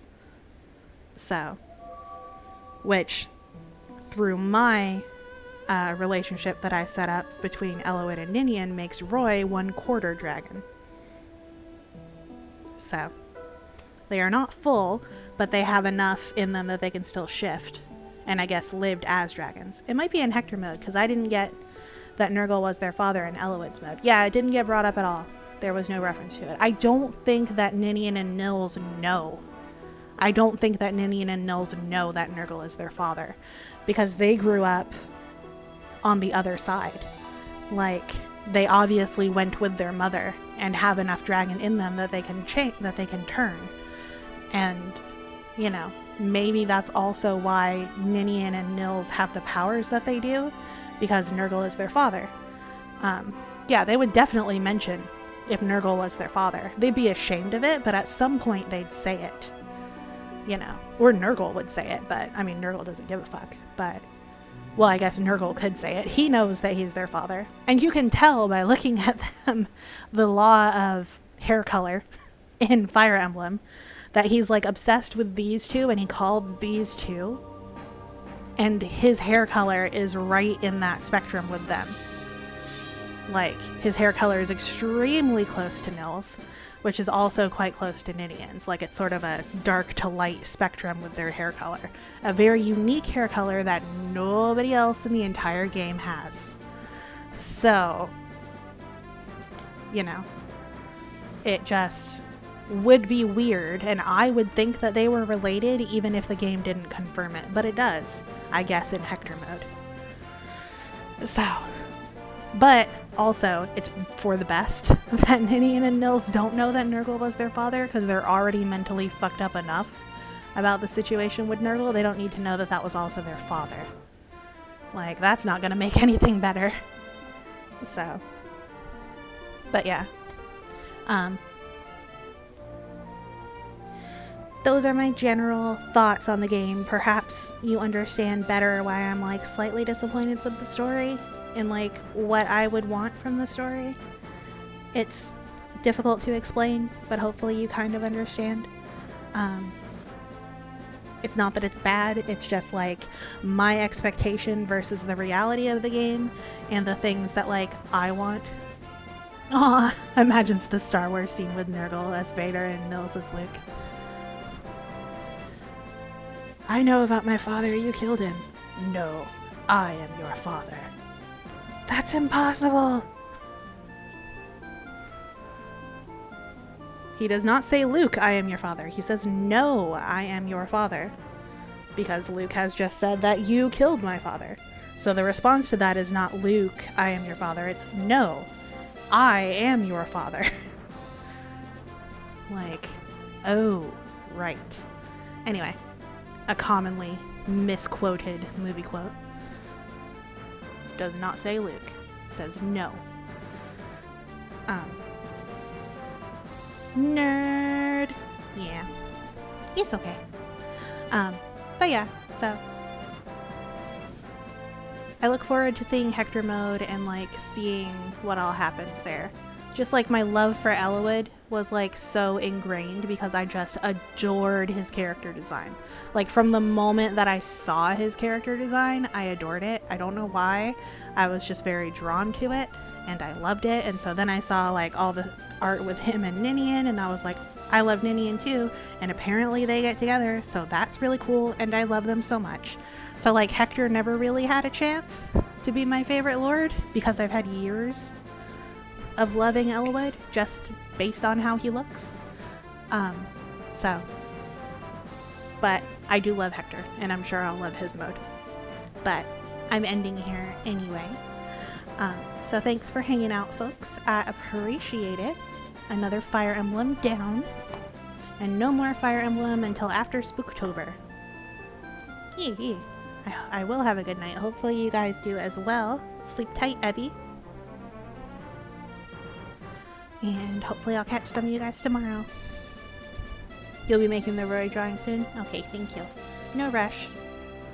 But have a good night. Sleep well. Bye.